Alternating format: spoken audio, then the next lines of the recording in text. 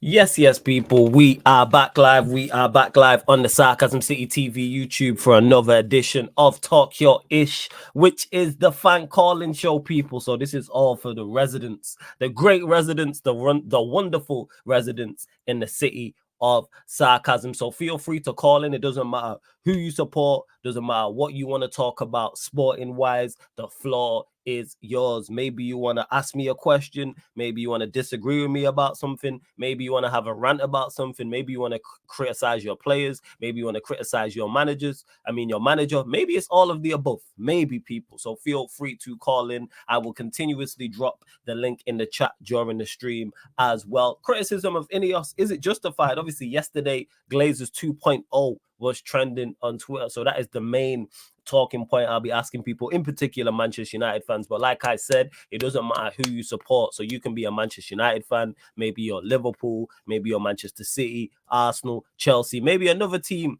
in the Premier League. Maybe you're, I don't know, Barcelona fan, Real Madrid. Maybe you're celebrating the Champions League. Maybe you're a Bayern Munich fan, Inter Milan, AC Milan, Juventus, whatever the case may be. PSG fan, how do you feel about losing Kylian Mbappe to Real Madrid, even though you know it was going to happen? Whatever the case may be, like I said, doesn't matter if you're new here, doesn't matter if you're a regular, feel free to call in. Big up to everybody in the chat already. I see you lot, large up everyone in the chat. Please make sure you run up the likes on the video, though. So important you do that. Hit the like button on the video.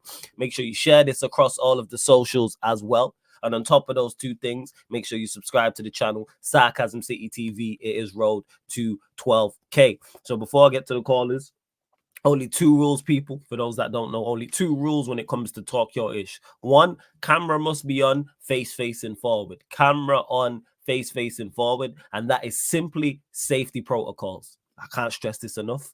Myself, the rest of the Sarcasm City TV community couldn't care less what you look like. We do not care, male or female. We just ain't trying to see anybody's chest, anybody's ass cheeks, anybody's genitalia. That's legit the sole reason why. Because people are crazy out here. Secondly, as well, when you call in, make sure you know what you want to talk about. That's all. You can talk about whatever you want sporting wise, but don't just be clogging up the line.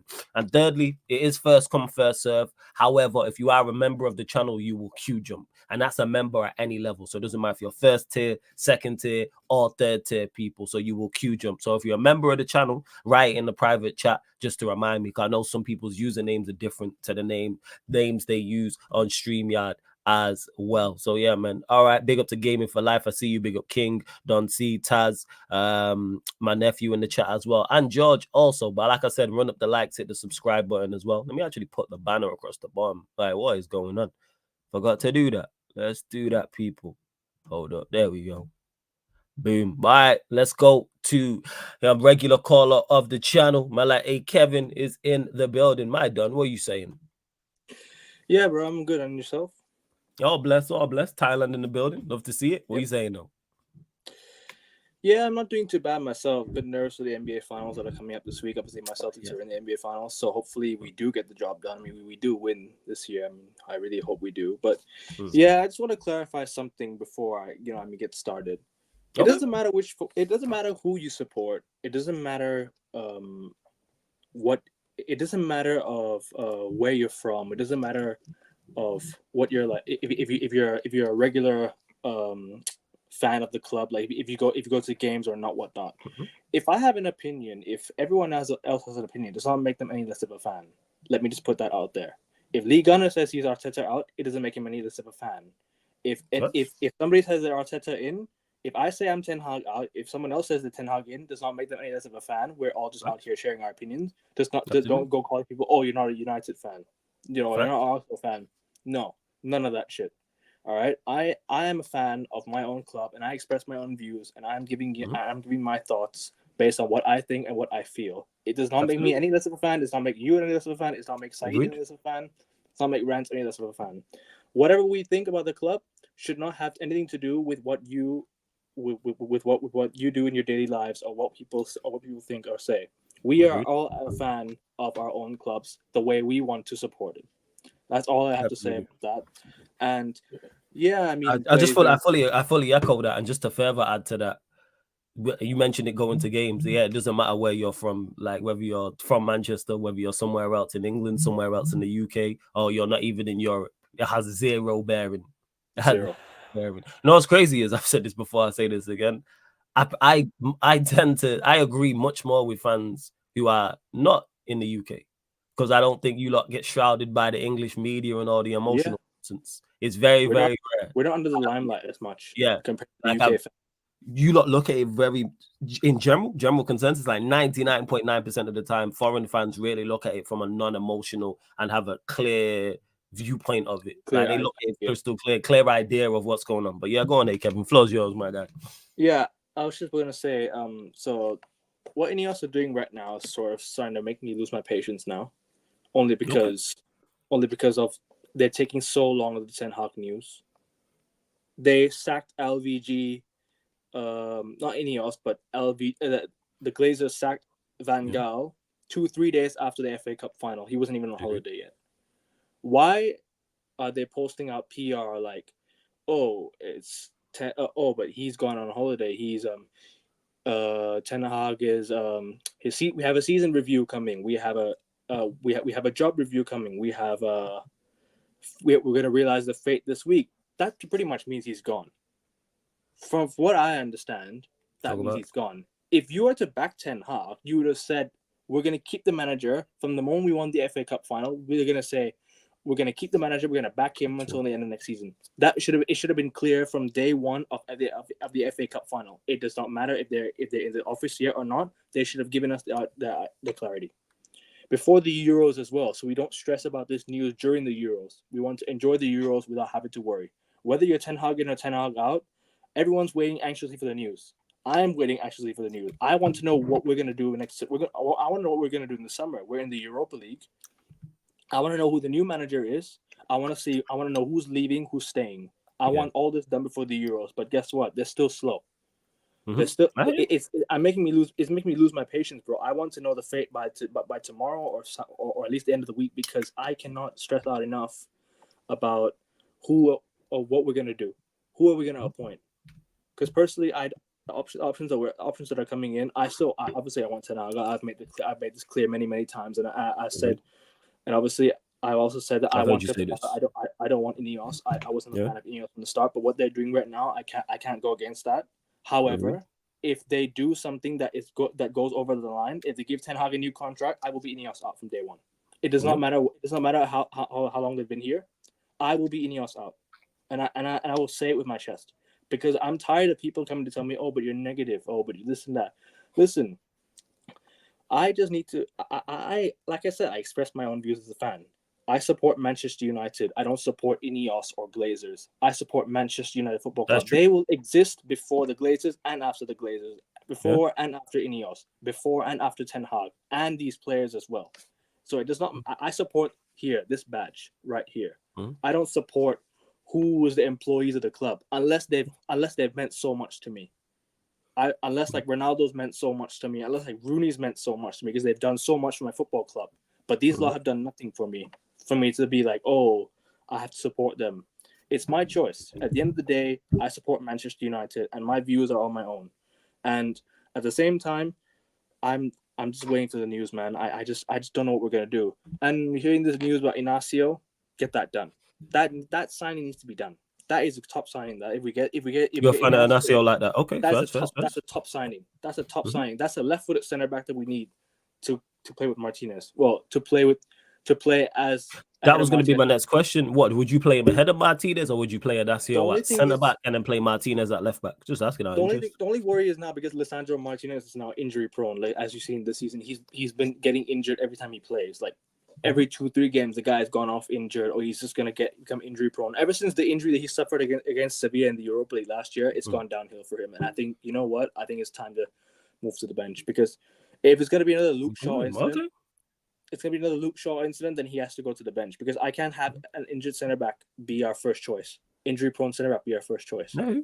Like the same for Luke Shaw. I can't have Luke Shaw be our first choice left back. The guy's always injured. We didn't have we didn't even have a proper left back this season. We played Wan-Bissaka out of position. The guy is not even a left back. He's a right back. Dalot is a left back. Dalot can play left back. But Ten Hag said Wan-Bissaka plays left back, and Wan-Bissaka didn't play well at left back. We didn't, and we sent Reguilon back to Spurs. He went to Brentford on loan. We could have used Reguilon, actually. We could have used him because we didn't have a left back. Alvaro Fernandez sent out on loan, option to buy, now sold to Benfica. We don't have a left back. We need a left back desperately this summer. We need to sign. We need to make. We need to use Luke Shaw. We need to sell him. I think sell him. He's got to go. I'm with you on that. I am fully with you on that. He's been here far too long. Too many seasons, man. The guy's been here for too many seasons. He's about to have a testimonial at the football club for 2 good seasons at the football club. Think about it. Yep. 2 good seasons at the club, and the guy's going to have a testimonial. Phil Jones nearly had one. We keep a lot of these players for too long and on too high wages. That's why nobody wants them. They're not that good. They really ain't that good. Jose Mourinho got the best out of these players because he's Jose Mourinho. Ole Gunnar Solskjaer got us playing so-called Ole ball, but we didn't win anything. So what good has that done? I would much rather finish 6th and win Europa League than finish 2nd and win nothing. Let's be honest. United really need to step up, man. If INEOS are really serious about the football club, they need to step up now. I like this rally cry from you. You spitting? You smart right now with what you're saying. We are a week and a half. Almost a week and a half in since the FA Cup final win. Since the FA Cup, we are a week and a half now. It's almost been 2 weeks and we have done nothing. I've seen Crystal Palace sign Daichi Kamada. That is a good signing for Crystal Palace. Daichi Kamada is a good player, and I know this from an Asian standpoint, because the guy played for Japan and I've seen him play many times. In the World Cup, I think I must have seen him play. Correct me if I'm wrong. If he played the World Cup, I've seen him play. He's a good player. Daichi Kamada is a good player. Crystal Palace are getting a good player on their hands. We need to do some business now. And Chelsea are getting Elise. We need to go for Elise. You with Elise? Okay, talk about. We need to sign Elise. Elise is a good player. However, I will not be upset if we don't get him, because at the end of the day, I don't want to sign players from small clubs. I don't want to sign players from Crystal Palace, say like, for example, Leicester City, for example, all that. I don't mind them. They can be good players, but at the same time, we should be going for the elite level player. We should be going for the elite level players. We're Manchester United Football Club. We should be going for the elite level. Yeah, I think it's more so, forget where the club is from. I think you kind of hit the nail on the head. What's the level of said player? That's what it is. Their price tag as well is also. What is the level of set player? Price tag also should matter. Profile, do they fit? Don't just go and get talented players. I hear you. But overall, go on. We need a lot of players. We don't just need a midfielder. We need a defender. We need a left back. We need a midfielder. Casemiro's leaving, so we need a new DM. We need a new right winger. Who's going to be our right winger next season?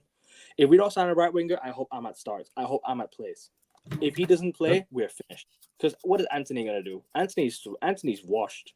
What a waste of a signing that was. What a waste of a signing. Yeah, it was awful signing. I was excited for him at first. I was like, "Yo, okay, we have a good player." Yeah, of course. Yeah, and he's being wasted now. I don't think I think Anthony can still succeed as a player, but he's being wasted at United. Yeah, just not Manchester United. By Ten Hag, and I want Ahmad to get more minutes. I want to see what we do with Mason Greenwood as well, because I personally think he should go. I don't like Mason Greenwood anymore after what he did. I can't forgive him. I'm sorry. I have my morals first. I don't want Mason Greenwood back at the club.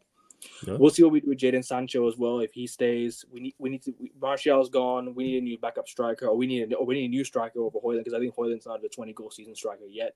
I think we need a new striker. We definitely need to send off. Rakitic needs to go.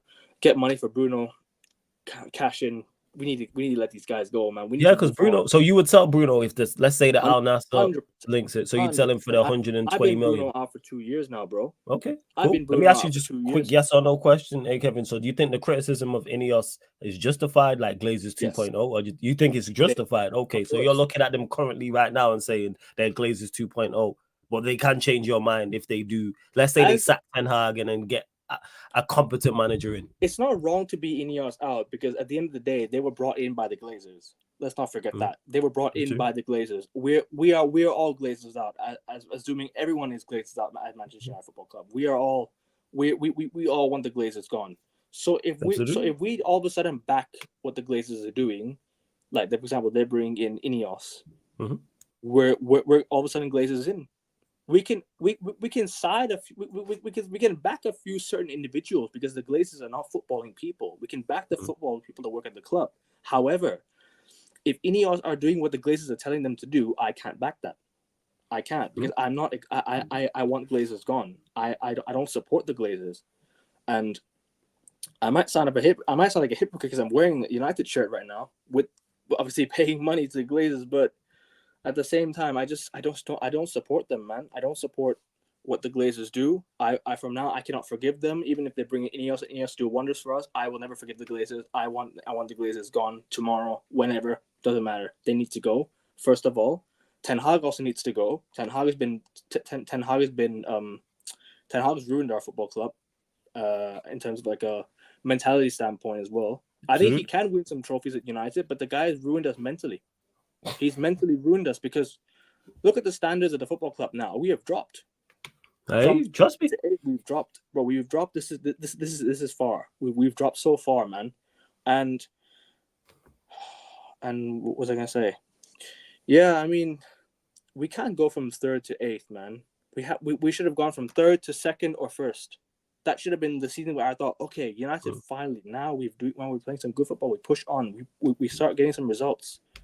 Yeah. The past 3 results I've seen, the past 4 games that I watched United play, like I mentioned before, have been a reflection of what I saw last season. The win against City was what I saw last season. The win against Brighton, I didn't see that last season. We did beat them. We now beat them. We've now broken our duck against Brighton.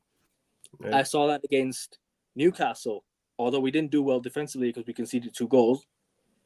That off the going forward was a good. It was a much better. And against Arsenal wasn't as bad. Against Arsenal, we weren't as bad. We did our thing, but we couldn't win the game. However, 4 games does not reflect a whole season. 1 game in the FA Cup final does not reflect a whole season. We have been awful all season up until that cup final. We have been poor from the first game till the FA Cup final. The players only stepped up because it was the trophy at the end of it.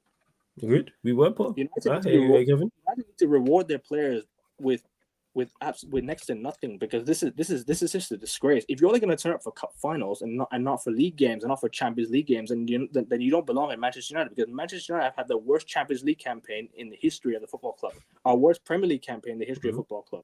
We need to do better, and we need to start now.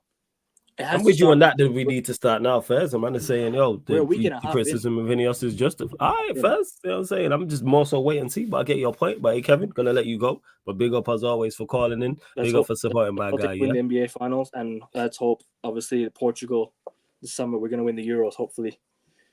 You backing Bruno or Ronaldo? Yeah, good. They both made the squad, right? Ronaldo, yeah, I back Ronaldo. I don't back Bruno. All right, cool. Good luck with that one. But big up, Kevin. Favorite player. Come on. He's one of my favorite players, but it's just it's 2024. But hey, we'll see what's what. All right, big up every time. He has to win. He has to go off with the Euros, man. He has to go out with the Euros. Like they ain't doing that. He deserves to. Ronaldo and Bruno in the same side. No, you ain't winning no competition. Just putting that out there. Like I rate the rest of the players, but those two together, nah. But yeah, hopefully I'll be starting some content soon on my channel. Be sure to look out. Sports, yeah. You drop the link in the chat, Kevin. Drop the link in the chat. Here, AN Sports. AN Sports people, go subscribe. But big up, yeah. Every time. Big up, everyone. Big up, man. Always good chopping up with Kevin. So we going back from Thailand. I'm saying back to London. Let's bring on Gaming, see what he's got to say. Yes, Gaming. What's good? Big up. Yeah. So listen, congratulations to Real Madrid. 15 Champions League as expected. Yeah. Even though I don't know how they won it, but hey, they were awful, but they still managed to win. So yeah, Maresca's already been confirmed as a Chelsea manager, which was Monday. Our first signing was, what was it, Tosse? That was a signing from Fulham, which you lot wanted. I'm surprised you lot didn't go for him though, but apparently we got him for free. Yeah, we didn't make an offer. We was interested, but for whatever reason didn't offer a contract. I don't understand it. Within 2 days, we had it done like that. I've never seen Chelsea get a transfer done like that. The Osimhen thing, listen, he's too much. I've had a look at 120 million, and then what? His wages are like, 250 to 300k wages? No. I'm sorry, but no one ain't going to pay for that. I'm sorry, but I don't want him to be there and say if he flops. That's cool. So obviously there's no... Lukaku's looking like he's going to be on his way out to Italy somewhere. Osimhen links have died down. Ivan Toney links have died down. What striker do you want? We've been linked to Sesko apparently. We've Yeah. apparently beaten Arsenal to a 56 million clause thing. So thoughts on that? Do you like the Sesko signing? You against it? Is it I've at the right seen price? I've seen it, but like he's tall enough, and I just don't want a striker that's gonna be slow. I want a striker that's gonna be fast. Nah, you can shift. That's one thing about him. I know. Yeah, he can header the ball as well. I've seen him header. Mm-hmm. I don't know. I haven't seen him that much. People saying he's all right, but I think it's not the right move for him to come to the Premier League. Okay. Because he's still too young. I'd say if he had 2-3 more years of experience, then yeah, I'd be like, okay, I'd take him. But no, because he's like literally the same age as a Jackson. We need like if we got Oshman for say 80 million, and if it wasn't striker. If Oshman was for 80 million and the wages was a bit okay, yeah, I'd be like, yeah, cool, let's do it. But apparently he's been linked to Arsenal, so hey, you go to Arsenal, you go flop there, I don't care. You go be a bump for them. What else? The news? Yeah, Lukaku wanted to go to AC Milan. Well, AC Milan offered him a loan, but Chelsea they're like no, because there's been talks with him and Conte. The Elise part, I don't know what's going on. Apparently, Joe Should said he's gonna have a meeting with him in a few days. So we don't know. We don't know if he's gonna go to you guys or us. So we don't know. I personally know you guys want him more than we do. Wait, we want who? Michael Elise from Crystal Palace. Oh yeah. We both linked to Elise. Yeah. Go on, carry on. But I don't know. Like, I don't know. Who do you think will game at the end of the day? Because I don't know. I personally don't know, Flawless. Because I learned yesterday he's got a release clause. Yeah. So since he has a release clause, unless Chelsea don't want to pay the money, the release clause is reported to be around 60 million. That's not that much money. You lot have that type of bread. We also have that type of bread, so that's not an issue. It's more so the personal terms. So to me, if Chelsea are chasing him and trying to, what's the holdup? It's clearly looking from the outside, looking in, it looks like personal terms. Yeah, but it's not what I've been hearing is that Joe Shield wants to push this transfer. Yeah, I don't know what the holdup is on your side. No, I don't know either. Because I don't get it. So if you're asking me, I think if United go in for him, we'll get him. If we offer the 6 months for him, I think we'll get him. And people's like, oh, but he's going to pick Chelsea just because I'm saying, look, just because his brother extended the contract at Chelsea and just because he's happy doesn't necessarily mean he can go Chelsea. He can go to United either way. Just because he's a United fan. Yeah, of course. You know I mean? I think that can kind of sway you if you're a United fan, but go on. Yeah. I even said the same thing about Cole Palmer. He's a United fan. He admitted it when he scored a hat-trick against he is, because I've seen the picture of him when he was a kid. One of the pictures of him when he was a kid. And he went to City and then he came to us. But who knows? He might not listen. He might not be here for the rest of his life. He could end up at you guys. I'm just saying as an example, depending on what he does with the club. Yeah. But yeah, Mbappe was expected to go Real Madrid. Like, that's not a surprise. Because I would. Where else would he go apart from another England team? Where? What? A Liverpool? Yeah, maybe? there was nowhere else for him to go. No. Why would you go Liverpool at that point? Real Madrid. Yeah. Was the best fit for Mbappe. Mbappe was the best fit for Real Madrid. All these people talking about, why is he gone there and did it? Because it made the most sense. Oh, well. And it was his dream as well. It was his dream as well to go there. You know, that's some foolishness. I don't get it. Yeah. You know what I'm saying? And I don't understand that whatsoever. Like the backlash you received. Oh, he shouldn't have went there. He should build his legacy elsewhere. Like we've not seen other players go to quality sides. What are we talking about here? That means Messi should have left Barcelona then because he had Xavi and Iniesta with him. It's like it was foolishness, man. What kind of stupidness is that? On to Maresca. Talk about it. I do not want to hear no Chelsea fans saying in December Maresca out. No, it's going to be the directors who need to go out because 5 managers in 2 years under this. No, I do not want to be hearing. Oh, but Maresca, it's his first season. You went for an experienced manager that has won the league with Leicester City. We should have got on a De Zerbi or an Amarin. No. You decide to go for him. So if you you're saying you've got a more experienced manager than they should have got a more experienced manager than Enzo. Was that what you would have preferred? Someone who's more senior, like Amarin, maybe De Zerbi, for example. Yeah, someone with a little bit more experience because he's only managed in I believe he's only managed in the championship. Obviously, he won the championship with Leicester and got promoted. Yeah. So I hear your point. I hear you. I get that. This is their last chance. If they screw this up, it's on them. I do not want to be hearing no Maresca stuff. It's on them. Because say the performances is poor. First, No, Go on. because that's also on the players because they're not performing how they should be. That's The players have got to take blame as well, more than the manager. And it depends how they're set up with the structure and if they're not used to it. So, yeah, it just all depends. But listen, I just want to see what he does. Obviously, Enzo is not going to the Euros. Chelsea have said no. Neither is Mudryk and Gusto. Oh, you mean the Olympics?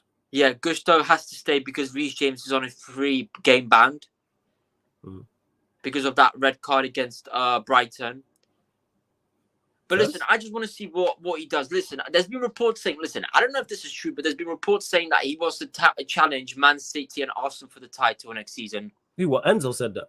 Yes. Yeah, that should be the aim. Of course he should be saying that. If that's true and he finishes second, he wins a European spot, he wins like a Conference League. You should win a Conference Carabao League, Cup, Fez. But we are not confirmed for the Conference League because we have to still play playoffs in August. You've played playoffs. You telling me you don't think you'll get through the Conference League? I think we can get through the playoffs because there's some dead teams that I've seen there. So if we don't get, you should win the Conference League. There's if no. we I'm do not sorry. win the- If you don't win the Conference League, like he should be sacked. Oh yeah, 100%. I do you know what? I'm not literally. I'll be sad if we don't win the Conference League. I'll be so annoyed. Yeah, like you lot should do the business. But hey, Gaming, gonna let you go, my guy. Gonna run through the rest of these callers. Big up every time, man. Shout out to Gaming. So we went Thailand, and we came back to the UK to London. And now we just, going down the road to Yorkshire. You know what I'm saying? To the king in the building. Yes, Young G. What are you telling me, man? You good? Yes, what you telling me, Flawless? Shout out Sarcasm City every time. Shout out Sheik TV as well. Shout out Sheik TV. I saw the video what you did with Sheik, so shout out Sheik TV as well. Shout out Sheik TV. Yeah, but yeah, with the INEOS, I'm thinking. Well, I'm not fully 100% on INEOS, but I'm getting a bit more optimism with INEOS. I'm getting a bit more optimism for this upcoming season because obviously people are concerned that Ten Hag hasn't been sacked yet, but I'm 100% that he's gone by this week or he's at least gone by next week. So I'm confident on that because like Rance said and other people have said that INEOS haven't came out and backed him even though he's won the FA Cup. So that is a valid point. They haven't come out and said, yeah, that he's our guy. That does give me they haven't backed him at all at any point, which like you just said, gives me optimism regarding him believing. Yeah. Go on, carry. Yep. Also, I think it was yesterday that we appointed someone, a communication director, whoever that was. So we are starting to get more and more footballing people in, and we're starting to get rid of all the people who are not good enough. You know what I mean? People were talking about more. People were talking about mortal madness. Like, bro, like, come on, like what we doing here? Like, but like United fans were talking about mortal madness. Like, what are we doing here? Like, Ed Woodward, biggest disgrace. Richard Arnold is a disgrace as well. But yeah, in terms of the United squad as well, obviously Sancho's coming back. Obviously, I think we will get De Zerbi, and I think Sancho will be in the starting 11 I think if De Zerbi comes to United, and I think it's a very high possibility that he will. I think De Zerbi will start Sancho, and I hope that we keep Sancho. Obviously, I've been hearing links about we don't know what's going to happen with Greenwood. Obviously, I rate him so highly as a player, but obviously he's. I've said it before. He's probably the best player what come out of the academy since Paul Pogba. So with Mason Greenwood, I think we might loan him or we might sell him because I don't think he wants to be in England with all the PR, because obviously you addressed it before about in this country about the PR in this country. So I don't think Greenwood wants that PR coming his way. So I've been hearing links of Greenwood to Atletico Madrid. I think I've been hearing Atletico Madrid apparently want Greenwood. So if that's the case, if that's the case, I think we should do a swap deal. I think we should give, if we're going to sell Greenwood, I think we should get Joao Felix. I think Joao Felix, okay.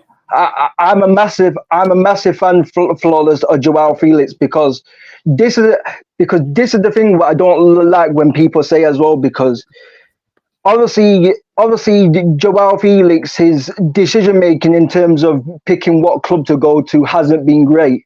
Yeah, but this is the thing, like people are rating players like Jude Bellingham, saying that he's the world best player in the world. I respect Jude Bellingham in it. I respect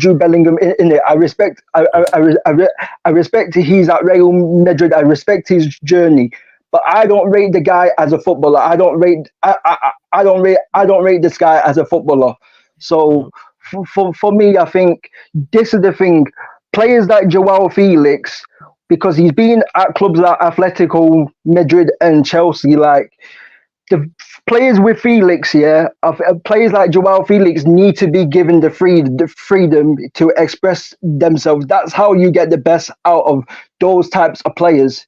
And I think it's not just Joao Felix, it's a whole footballing problem, because football is a problem where those types of players you have to play him in this certain position, or they have to do this, or they have to do that. Yes, off the ball, coach these players off the ball, like in terms of pressing from the front, but don't tell them to do like 5 different things at once. And this is the thing. Like Pep Guardiola does it with Jack Grealish, and I rate Pep Guardiola, but just let the guy play. Just let the guy play, because when he plays, like people will know, Jack Grealish at Aston Villa, he was unstoppable at Aston Villa. Like no one could get near him. When he was given that freedom to express himself, he was unplayable. Players like Joao Felix, and you've seen it with Cole Palmer this season. How comes Cole Palmer is different at Chelsea than at Man City? Because he's been given the freedom to express himself. That's why Cole Palmer's had one of the best seasons. Like you have to give these men the freedom. Yes, you can coach these players off the ball to press from the front. Yes, all the forwards should press from the front. But I think the problem with football is like they expect all these forward players to like run back by the halfway line and run back in their own in their own half. And it's like, no, you have to let these men play. Yeah. And I've heard you say about Elise flawless. I want Elise, but you also made a very valid point of saying that we need to bring in profiles as well at the same time. Like don't bring in Elise because he's just Elise. Bring in Elise with a plan, with a plan to use him, because this is the thing. Because this is the problem that we've had with Jadon Sancho and with Paul Pogba. We brought Paul Pogba into the football club. When we brought Paul Pogba into the football club, we were playing him as a 6, and we were expecting him. That's crazy, you know. we were playing him as a 6 and on the wing at times. I saw him on the wing at times. I saw him on the left and on the right, and I'm like, bro. People ask the question why can't he perform at Man United, but he can perform at France, because he's given the freedom to express himself. Yeah, and the system actually helps him out rather than be a hindrance. Like Paul Pogba is one of the best players. Paul Pogba is another one. He's one of the best players I've ever seen play football. Yeah, but this is the thing. But I've always regretted it to this day. Like I'm like, how did we get rid of Paul Pogba to bring in that scrub Bruno Fernandez, to bring in that fraud Bruno Fernandez? Like, bro, get this. Get this guy out of my football club. Bayern Munich, Bayern Munich. If you want to pay the money, or Saudi, get this man out. I don't want to see this man at my football club. So get this man out. Maybe a stupid question, King, but the Saudi Arabian links, obviously Al Nassr coming in for Bruno. Would you sell him for that price? I'm guessing so. Yes. Yes, I would sell him for anything. I would sell him on the free transfer. Get this man going. I don't care. I would sell this guy on a free transfer. This guy had the audacity to be asking for 300k a week. Like when this guy has done no in major football. Like, come on, what are we doing here, bro? What are we doing here? Yeah, like, the bro, whole reports about him wanting to know about the future and things like that. Nah, bro. Saying, perform better, should I say? United fans, I want to stay at United. I want to stay at United. Back me, guys. Get behind me, guys. Get behind me. No, bro. We all know what you're trying to do. You're trying to get the fans to give you a new contract. We all know what you're trying to do. You're trying to get paid more money. You know your game. And apparently he's got, I think it's 18 months or something. He's still got 18 months or something left on his contract. Yeah, 2026. So it's 2 years. But then United have 2 years, yeah. Extend it. So that's why he's talking about it. Obviously, it makes sense. When you've got 2 years or less than, or 18 months left on your deal, that's when new contract negotiations might become a thing. So I can understand why he's trying to, but yeah, forget all that. Forget all of that, because this is the thing. Like, I've heard INEOS don't rate him like that anyway, because INEOS want to cut down on the wage bill. Like, this is the thing. Like, I've heard you say this as well. Like, okay, we've got rid of Varane, even though I didn't really like that. But obviously, if it's for the betterment of the club, then it's for the betterment of the club. But like, this is the thing. If we're going to get rid of Varane, what? So these guys think, yeah, we're going to get rid of Varane and Casemiro, and then give make Bruno like the highest paid player at the football club. I don't think so, mate. Like, bro, if we're going to get rid of Casemiro and Bruno, if we're going to get rid of Casemiro and Rafael Varane, we need to bring in replacements for them right now. Like, players what can come in right now. I don't want to see no trusted processes, not giving players time. I don't want to see none of that nonsense. I don't want to see none of that BS. None of that nonsense. I've had enough of that with players like Garnacho and Højlund. Oh, let's give him time. No, bro, you're either good enough to play for the club, or you're not. These are the fine lines, bro. Like, bro, I've seen players like Wayne Rooney and that come at my football club, bro. I've seen players like Wayne Rooney and Ryan Giggs and David Beckham, and these players come at my football club, bro. Like this is the thing. Like, there's a Smith going around in football, yeah. Everyone thinks, because this player is 19 or this player is 20, that he's going to get better. No, bro, that's not always the case, bro. Because because this is the thing. The reason why I don't think Garnacho and Højlund are not good enough for Manchester United is because they haven't learned the fundamentals at a younger age. And I've said this. They should be learning these fundamentals at 18, 19 or 20. They should have been learning these footballing fundamentals at 7, 8, 9, 10 years old. These are basics. These are basics that you have to learn at a very young age to become a professional footballer. And I've seen it so many times. And this is why a lot of players haven't succeeded. Ask this question as well, United fans. How comes Marcus Rashford hasn't developed his game? How come there's always been a question mark of Marcus Rashford all-round game? Because he's never had the footballing fundamentals. He's never played football. He's never tried to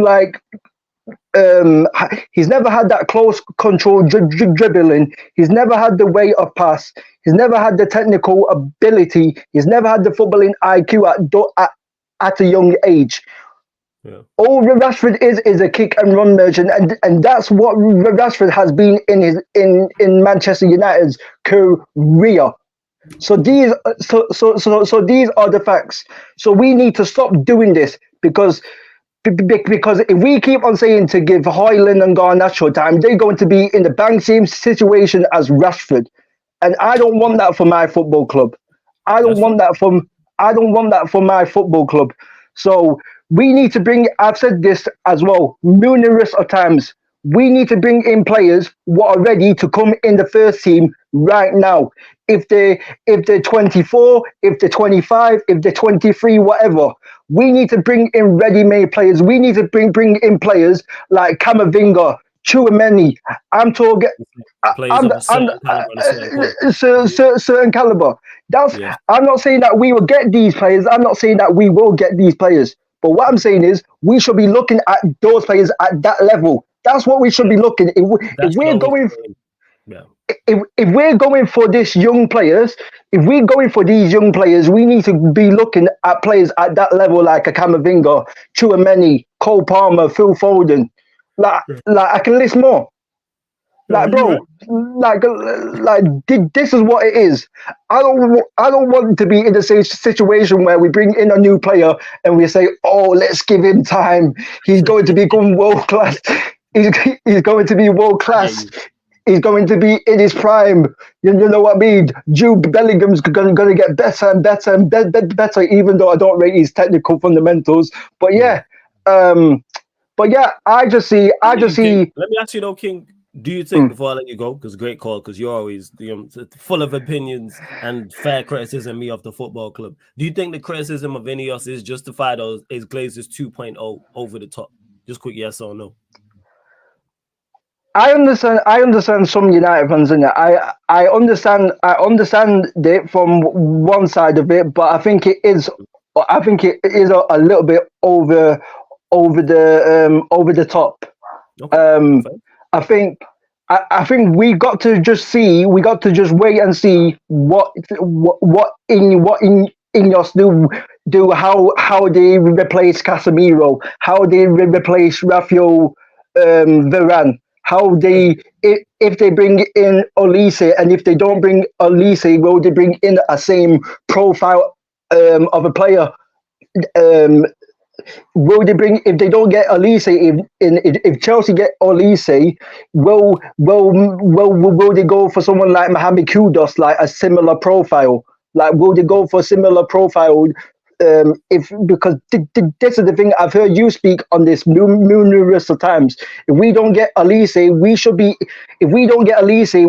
in for a player what's similar to Olise, similar profile to Olise. An idea? No, I agree with that. But so. Hey, King, go on. Last point, go on. So we should be in for a similar profile.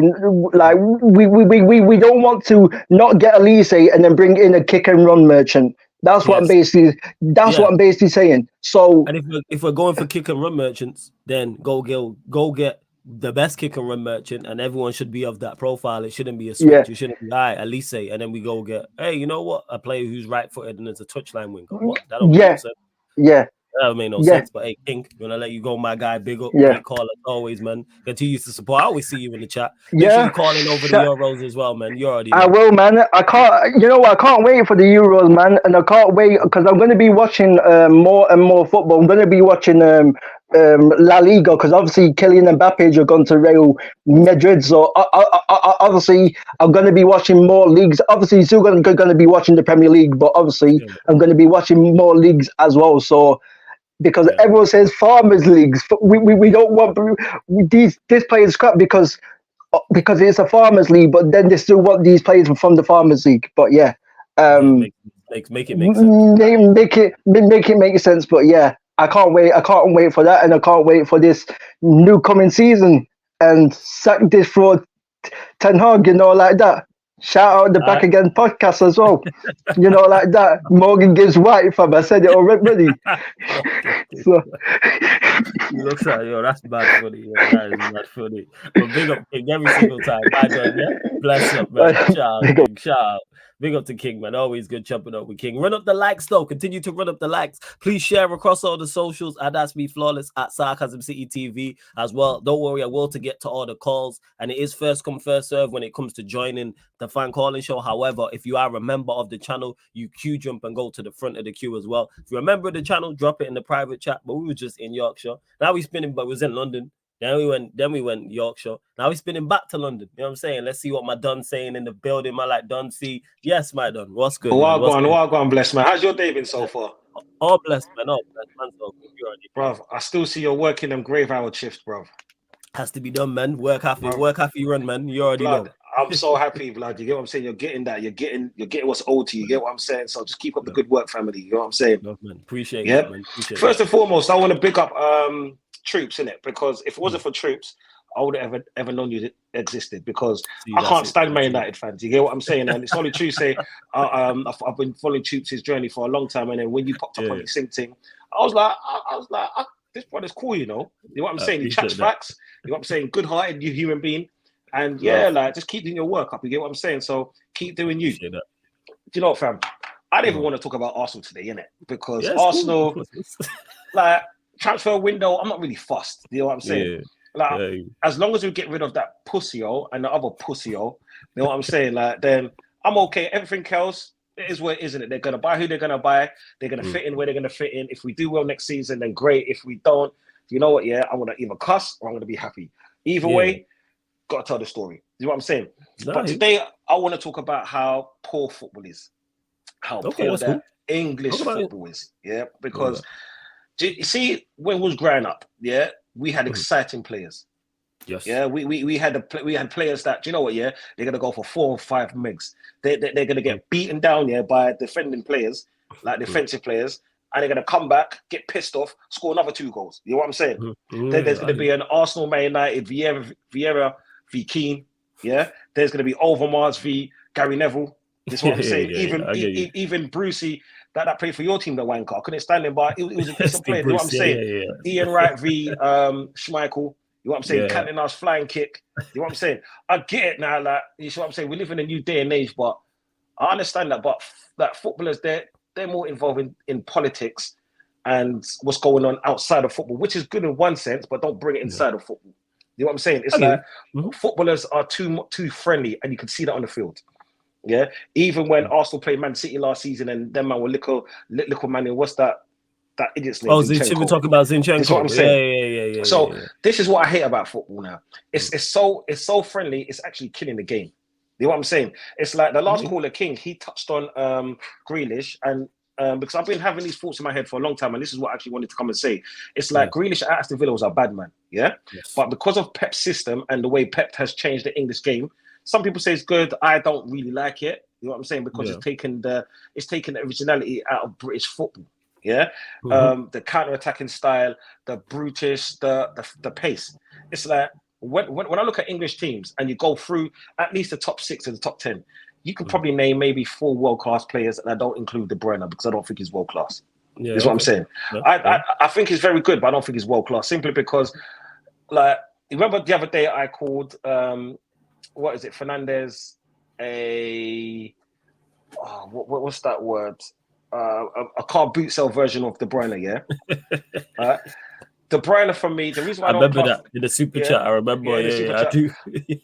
I don't rate De Bruyne just because when I see players, we've been blessed, when I say the 80s and early 90s babies, it's because we've seen players like Kaka come. You know what I'm saying? And even though Kaka had like 2 or 3 good seasons, Ronaldinho, exciting players, and this is why I say football's boring, because when you actually see players nowadays, who do you get excited by? Yeah, because it's very much now, because the game's gone system based. That's what's took away from it, and it's like everybody, until somebody comes along and is successful at the highest level with Mavericks again, that's the way it is gonna go. Because that's why now we don't get. There's no more streets won't forget ballers. They don't exist anymore. They don't exist. Grealish would have been of that ilk, But then he's Once. gone to Manchester. Yeah, he's gone to Manchester City, where yes, he's been successful and winning medals and has put in good performances and have been a part of a very great setup. But you don't see the Grealish that you see in at Villa because Pep don't want that. Of course, and Intel, they have 1 or 2 good seasons like that, and then their career dies. And there's a reason instead of having a longevity. Because, okay, let's say the last 15, 20 years, right? We had the likes of, who is it? Rooney, yeah? Rooney was a bad man, one of the best English underrated players, yeah? Okay. People don't actually understand how talented this kid was, yeah? Yeah, people really do underestimate. You know what I'm saying? For me, they always talk about the Ronaldos, yeah? And if people actually go back and watch the videos, they'll see how great he was. When he went to you after that banger he scored against Arsenal when he was playing at Everton, I was pissed off the end of that season because I wanted to get him for our team, yeah? But it is where it is. This is what I'm saying. We had a great sort of, what was it, Perez, yeah? We made players like Ljungberg look better than what he actually should have been, just because I'm not saying it wasn't about system or formation, because that was always in play, but it wasn't. It was solely. It wasn't. On there was more of a balance. Like, yes, you had the so, like, for instance, with Arsenal, with Arsene Wenger, tactically spot on. You know what I'm saying? Was smart having, you mentioned Ljungberg making those inverting runs, because more often than not, it was your wingers was touchline. It was touchline wingers. It was 4-4-2. It was get out wide, get crosses into the box. Where Ljungberg kind of changed that. Perez changed that, but also on top of the tactical now, there was also, like you said, the quality. Ljungberg had quality, Perez had quality, and that's where the mix is. Whereas now it's literally, we have world-class system players. Like, that's how you mentioned De Bruyne. That's how I look at De Bruyne. I think him in the vertical, you have him in the correct system, world-class. And Pep has shown that. Take him out of that system, and he's not world-class. Take him out of that, average player. And this is why I said football pisses me off. And I totally agree with you there. This is what I'm saying. And it's the systems that are constantly saying, like, okay, take these players out of the system, because I like Saka, right? And he, like I always say, he's a very good player. Yeah, could he be world class? I don't think he would ever reach that level. This is what I'm saying. So I don't think he is in him. But then if he does, then do you know what? Yeah, good to him, because you know what? Yeah, I want the best for all my Arsenal players. Yeah, and especially a good kid like Saka. You know what I'm saying? Yeah, but then, because of systems, it makes him look better than what he really is. And then when you double up on a player like that, triple up on a player like that, you see the difference. Because, like, let's say, okay, I know we shouldn't really compare errors, but let's check it like this. Robin was getting this getting the shit kicked out of him when he was at Chelsea. Duff was getting the shit kicked out of him when he was at Chelsea. Henry, Perez, like we just mentioned. Players like that, right? Even, let's say, Giggsy, Zola, Gianfranco Zola, and look how successful their career was, and these are the players that's always going to be remembered, because in such a violent time for football, and it really was, you know what I'm saying, when it comes to tackling and stuff, 2-footed tackles, freaking mans have to be wearing fucking shin pads on their Achilles just so they don't get the injuries, right? And we still talk about that. We still talk about them, man. They're getting pissed off and scoring a goal, like I said earlier. You know what I'm saying? Not limping off and saying, "Oh, I need a hug. I want my mummy. I want my butt." You know what I'm saying? Give me a kiss and all that bullshit. It's Gen Z bullshit. You know what I'm saying? And because of the system, we throw away. We throw words like, "Yeah, my man is generational. Yeah, he's world class. Yeah." I don't know what's worse these days. Someone saying someone's world class so much, or someone saying a girl that's always wearing pom pom shorts is a queen. That's what I'm saying. I really don't know what's worse.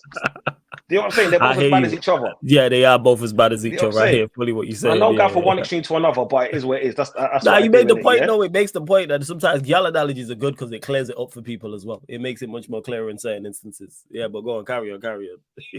And it's just irritating seeing football, like the sport that I actually love, like the impurity of it now. You know what I'm saying? Like, when I watch Match of the Day after a long day, when I just want to come home and just chill out, when I don't do nothing on a Saturday or Sunday morning, it's boring.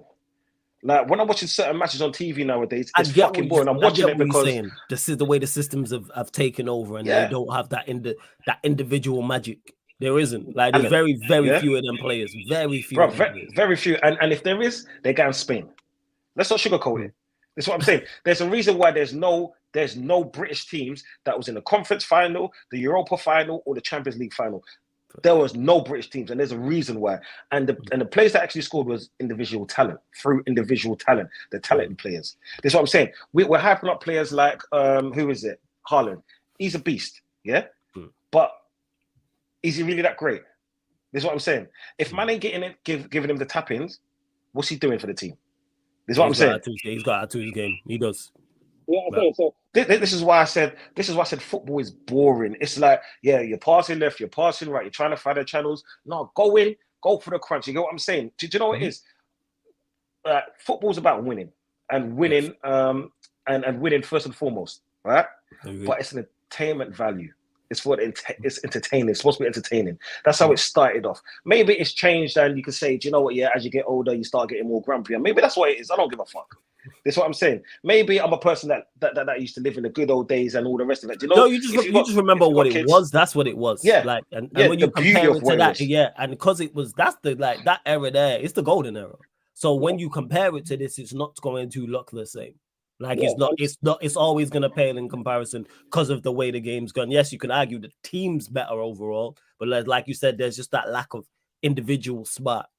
I don't even think the teams are better. I think because of the way they give yellow cards out nowadays, right? Players are actually scared to tackle each other. Yeah, because they know that we all know that certain referees prefer certain teams than other teams. And if you speak up about referees, yeah, they're going to target your team. We've all seen it happen before, yeah? And it is what it is. It could be a conspiracy theory, but it is what it is, yeah? All right? But for me, it's more of the players. You know what I'm saying? The players are just, I don't know, they're too friendly. It's like, if you watch NBA, yeah? Yeah. You know, before and after the game, these players are hugging and all of this. So if you're seeing your boy in the ball, they're going to be like, do you know what? I'm going to go in, but I'm not going to go in hard. You know what I'm saying? Back in the day, you're my enemy. Yeah, one thing I say about NBA is that I've noticed the difference, and this is me only watching the NBA in the past couple of years. Even when they're friends, they compete. They will compete. Like I've seen Draymond and Draymond Green is a prime example of that. Him and LeBron are cool. I've seen him kick LeBron on the court. I've legit watched him kick LeBron on the court. Like, you need to implement that in football nowadays. It's like, it's one of those things. Whereas in football, it is. I see what you're saying in football instance where there does seem to be that lack of, you're the enemy. And I do miss that from not only from my team for winning purposes, but also surely from an entertainment standpoint. There is that lack of nastiness. First and foremost, football is supposed to be entertaining. And if you take out the entertainment of the football, then what it is just glorified athletes now. Because that's what football's become. It's less talent, and it's like if you can run 200k in an hour, then cool, you can play for a football team. That's what I'm saying. Yeah, I know that sounds unrealistic, but the point I'm trying to bring is that take the athleticism out of football. What have you got? Because these players, bro, I've seen bad passes, like 2 or 5 meter passes goes astray. It goes out, and it's happening so much. And there's a reason for that, because they're so focused on, do you know what? Yeah, we've got to finish 90 minutes instead of, do you know what? Yeah, talent comes first. Because like before, it should be, do you know what? I'm a talented footballer, but then you gain the breathe and the athleticism afterwards. This is what I'm saying. The more you play, like if you run 10k in every single day, guess what? Your time's gonna go down. This is what I'm saying, because that's natural. Our bodies are built like that. We're built to last. And that's one thing that I hate about football nowadays. And I keep saying it, but it's just pissing me off, because when I switch on the TV to watch the game, I'm being bored out my skull. Yeah, because it's an athlete's game. You mentioned it there. It's very much an athlete's game. Very, very much. If you're athletic and you get put in the right system, you can be a useful asset to said team. And if you're athletic with a little bit of technical ability, or even to a competent level, you can definitely be utilized by a team. 110%. I get what you're saying, Don. I hear that. And this is why, do you know, I'll watch the Euros when it comes out, because it's football in it, and I love football. Yeah. But it's like, do I really want to watch it? Because is it going to be entertaining, or is it just going to be like, do you know what? Yeah, you know what the teams are going to be in the final or quarterfinals or semi-finals. Is what I'm saying. The last time there was a major surprise was when Greece won it. You know, that's what I'm saying. Yeah. Apart from that, it's always Italy, Spain, Germany. I would say England, but I think England need to take off that white top. Yeah, because, basically all the major European countries apart from England, because they've won it all. Like Spain, Italy, France, Germany have all won tournaments in recent times. All the top. Portugal as well, because they won it in 2016. They won the Euros. So all of the major European countries in regards to their leagues apart from England. But go on. Carry on, Don. Don't you think it's ironic how England can never win a major championship? Maybe it's because they have a top very similar to Spurs. Yeah. So, this guy with the Spurs shots. Maybe it's that. Maybe it's that. You just never know with it. You just never know. Maybe it's that. Boy, Be interested to see how it is. Maybe it's that. It's that. What's they call it? That bad juju. You know what I'm saying? It is what it is. But no, do you know what it's I hope that England do win it, because you know it would be nice for the country to get back together, and you know football's like music, innit? It brings people together, and also that is one good thing I've noticed is actually, like, in the past few times when England are playing, everybody's just automatically in a bad mood. The sun be out, everyone's in a bad mood. Everyone, I don't know what it is, and I suppose obviously you get a lot of the non-footballing fans. They tune in as well. Obviously, you got the hardcore like yourself and me and others and everyone that's here who are daily watching football, Premier League, Champions League, etc., etc. Where the international tournaments bring in everybody else as well. It's true. Even my wife will come to the pub with me to watch a football match. You know what I'm saying? When England are playing, she ain't trying to go watch Arsenal. No, fam. She ain't going to watch Arsenal breakfast on a Wednesday. No, if I say come to an Arsenal match with me, she'll check the weather a week before. Say it's gonna rain. Nope, not happening. This is what I'm saying. She's like, nah, it's cool. I stay at home. It's alright. I stay at home. England, you there? That's what I'm saying. Everyone's involved. But hey, Don, great call as always, man. Keep up the good work, man. You know we're always watching, brother. I see you in the chat all the time, so much appreciated. Yeah, big up every time, Don. My Don. Cheers. Big up, bless up. Shout out to Don, man, each and every time. Speaking of Euros, people, obviously, I will get to the rest of the calls, don't worry. But during the Euros, I will win fan calling shows pretty much once every 3 days. Obviously, if something major breaks, I may win a fan calling show. Just keep a lookout. And also as well, the 16 out of 10 teas, what I will be doing, make sure everybody does the simulators, the Euro 2024 simulators, where you can pick who you think's going through. So basically whoever wins, so whoever gets the quarterfinalists right picks the winners, whoever gets the semi-finalists right and picks the winners, and then whoever gets the finalists right and picks the winner, I'm giving a 16 out of 10 top two. So that is the competition. So make sure you do the simulator, because if you don't do the simulator, two teams, you can't just say, oh, these are the two best teams, they're going to get in the final, when they could potentially play each other in the semi-final, or they could potentially play each other in the quarterfinal because we're on the same side of the draw. So yes, so quarterfinalists, you got to pick right and pick the winner. Semi-finalists, you got to pick right and pick the winners. Also, the finalists, you got to pick right and pick the winner as well. So make sure, not today, but make sure you do the simulator before. I already did it on the schedule. When is it? I'll tell you lot now. Bear with me 1 second. I did the schedule yesterday. So that would be Talk Your Ish. I'm going to do a Talk Your Ish the day of the opening day, which is Friday is it Friday the 1 second? Let me check. Yes, Friday the 14th. So the opening day of the tournament, when Germany plays Scotland, 4:30 p.m. UK time that day, I'm going to do a fan calling show. I'll do one on Monday as well, so you lot can get on there. So you got twice to get on. So yeah, 4:30 p.m. on the Friday as well. So make sure you do the simulator, and I'll be giving out a 16 out of 10 T. Now, if everyone don't pick the right quarterfinalists or right winners and semifinalists, etc., I'll just pick the closest.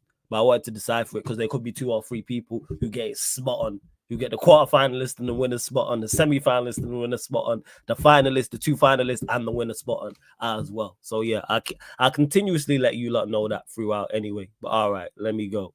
Oh yeah, Omar, you a member? All right, cool. I'll get to Ed first, Ed Kaneki and Omar, because they are members. Is Ed even here? Yeah, he is. So all right, man, we staying in London. Believe he's in London, but not an Arsenal fan. He a real one, Manchester United fan. Shout out to Don though, because that's my guy. Only bad thing about him is he's an Arsenal fan. But man, like Ed is in the building. Yes, Ed. What you saying, man? You blessed? Big up, my guy. What you saying, man? I'm all good, man. What you saying? Criticism of INEOS justified or over the top with this whole Glazers 2.0? Because we haven't spoken from since before the final. So yeah, your thoughts. You know, I'm trying to give them the benefit of the doubt. You know, I'm genuine because I'm just like it's been so negative for this whole season in general. So I'm trying to be like a start clean slate, but they're not making it easy. You get me? Like I'm just like it's the whole thing of like obviously you haven't said their reason why they're taking so long with this decision and stuff. But it's just like, bro, like you've run a football club already. It's not like you don't run a football club before to not know that all this up in the air nonsense is just going to delay things in terms of the stuff like transfers, both selling and buying and stuff. It's just like stupid stuff like this. It's just like, just have some bottle, make your decision, and the fans will move in it. Like at the end of the day, if he stays, some of us won't be happy, and some of us will be, and vice versa. It's just like, that's what it is. Just firm it and just push on in, charge it, bro. But it's like, it's like, I said, push on, charge you know it. what I mean? I like It's just like charge it, that's fine, man. Charge it. So yeah, because I think it's crazy. Like the not knowing, I do agree with that. Is the unknown is never good. The uncertainty is never good. But I think Glazers 2.0 is very harsh, considering the moves they've made. Because I like all the moves they made in terms of the people they brought in, in the hierarchy, and then the people they've got rid of as well. King mentioned it even yesterday, the chief communication officer. I like that. And it's someone Barada's worked with. So it actually you can see it logically and go, oh, that makes sense. And they got rid of the last guy, and which is what we wanted, was a clean house. Yeah, exactly. Which is what we wanted. So they're making good business decisions from what I can see. It's obviously just now translating that over to the football side and making the biggest decision in terms of the manager, and then being able to push on with the footballing side, because we can't, until the manager gets sorted, we don't know what style we're going to be playing. We don't know what targets they're going to be going for. We don't know none of this stuff till then. Like, so even though these stories of who have been linked to and I'm taking with a pinch of salt, because it's like, if we don't even know who our manager's going to be next season, how are they really out here going, all right, well, yeah, they've really made all these decisions already and are about to buy all these men. It's like they don't even know who their manager is. So therefore, how can they even dictate what the style's going to be if they don't know who their manager's going to be? Yes, so I'm hoping that they've picked the style, and that's it. I'm hoping they've decided to pick the style, and then the manager fits whatever style they decided to pick, which then makes it easier to recruit because we know what we're looking for, and everyone's looking for the same thing. Or similar things, but we'll see. It's a lot of what ifs and it's a lot of questions. Yeah, exactly. That's the thing. It's a lot of questions. Bare what if chat right now. You know what I mean? But like I said, I'm trying to give them clean slate. See what they do. But it's definitely not. They're not starting great on their end. But they need to, in terms of the football side. Like I said, the business side they're doing that. But in terms of the football side, they haven't started that way in that regard. But we'll see how they're going with that one. It's my big issue with them is the stuff like it's going to be what they're doing in terms of getting people out, because I think I'm still to believe that we're going to be doing sell before we buy, like as much as I'm seeing. You reckon it's going to be a sell to buy thing? Yeah, I'm all for that, because I've said this. I can't see I'm seeing all these, like, we're pulling up 200 million here, we're pulling out this time over here. I'm just like, just a year ago we didn't have none of that. We didn't have that kind of bread. Literally a year ago we didn't have that kind of bread. Why have we suddenly got that bread now? Because we got the bread there, man. Like, because I remember this last year vividly, summer, literally 2023 summer, and it was, Manchester United only have 50 million to spend. Manchester United only have 75 million to spend. Manchester United only have 100 M's to spend, and I think we spent in total, I think it was 150, around that 150 plus. United will find the money. Yeah. No, they'll find a way. The money is there. The money is there to invest. And the thing is, I'm not even asking for us to spend 400, 500 million. No, exactly. If you spend 150 million, well, that can drastically improve your team. You can, especially our team. Because if you just go get 3 competent players, that drastically improves our team. Because our team is that bad in terms of quality. All we need is think about it. That's why you laughing. If we go get a competent, not even world class, just a competent striker and 2 competent midfielders to put alongside Maino, how much better are we as a football team? Just with those 3, just 3 7 out of 10 players, not 9, not 10, not world class. Don't go get him. Just 3 competent players. How much better we are as a side. Think about it. Our midfield consists of McTominay and Bruno. Exactly my point. You see what I'm saying? That's not tough. To go and get improvements on that. That's why when people talk about, not you, but when people talk about it, you just want us to spend big money. Like, you don't have to spend big money to necessarily. No one's begging for big 70 mil, 80 mil, 90 mil signings. I'm here asking for 7s, 6s, and 7. I'm saying, competent people is what I'm saying. Yes, of course, if there's a quality player on the market, go and get him. Would I want the best in class? Yes. But if they go get a player who's a 7 out of 10 DM, I go, all right, first. Because we've seen what Amrabat did. You got the FA Cup final behind you. Amrabat's an average midfielder. We've seen what he did in the FA Cup final. He just played okay. He was a nuisance, and that helped. He contributed to the team winning. But hey, we'll see what's going on with these, man. We'll see what's going on, man. We'll see. Let me ask you, Edgar. I forgot to ask other United fans as well, because I know you Ten Hag out. Do you still believe he'll be sacked? Or do you think INEOS keep him? I'm leaning still to him being sacked, just because everything that you've seen, just like I said, I feel like you can't see what their man saw. Whatever they came in, Feb, Jan, whatever. They've seen everything from Jan till now. Like, I don't believe that they could go, the last 2 weeks of games changes the whole season, even if even a little bit of the back end of last season as well.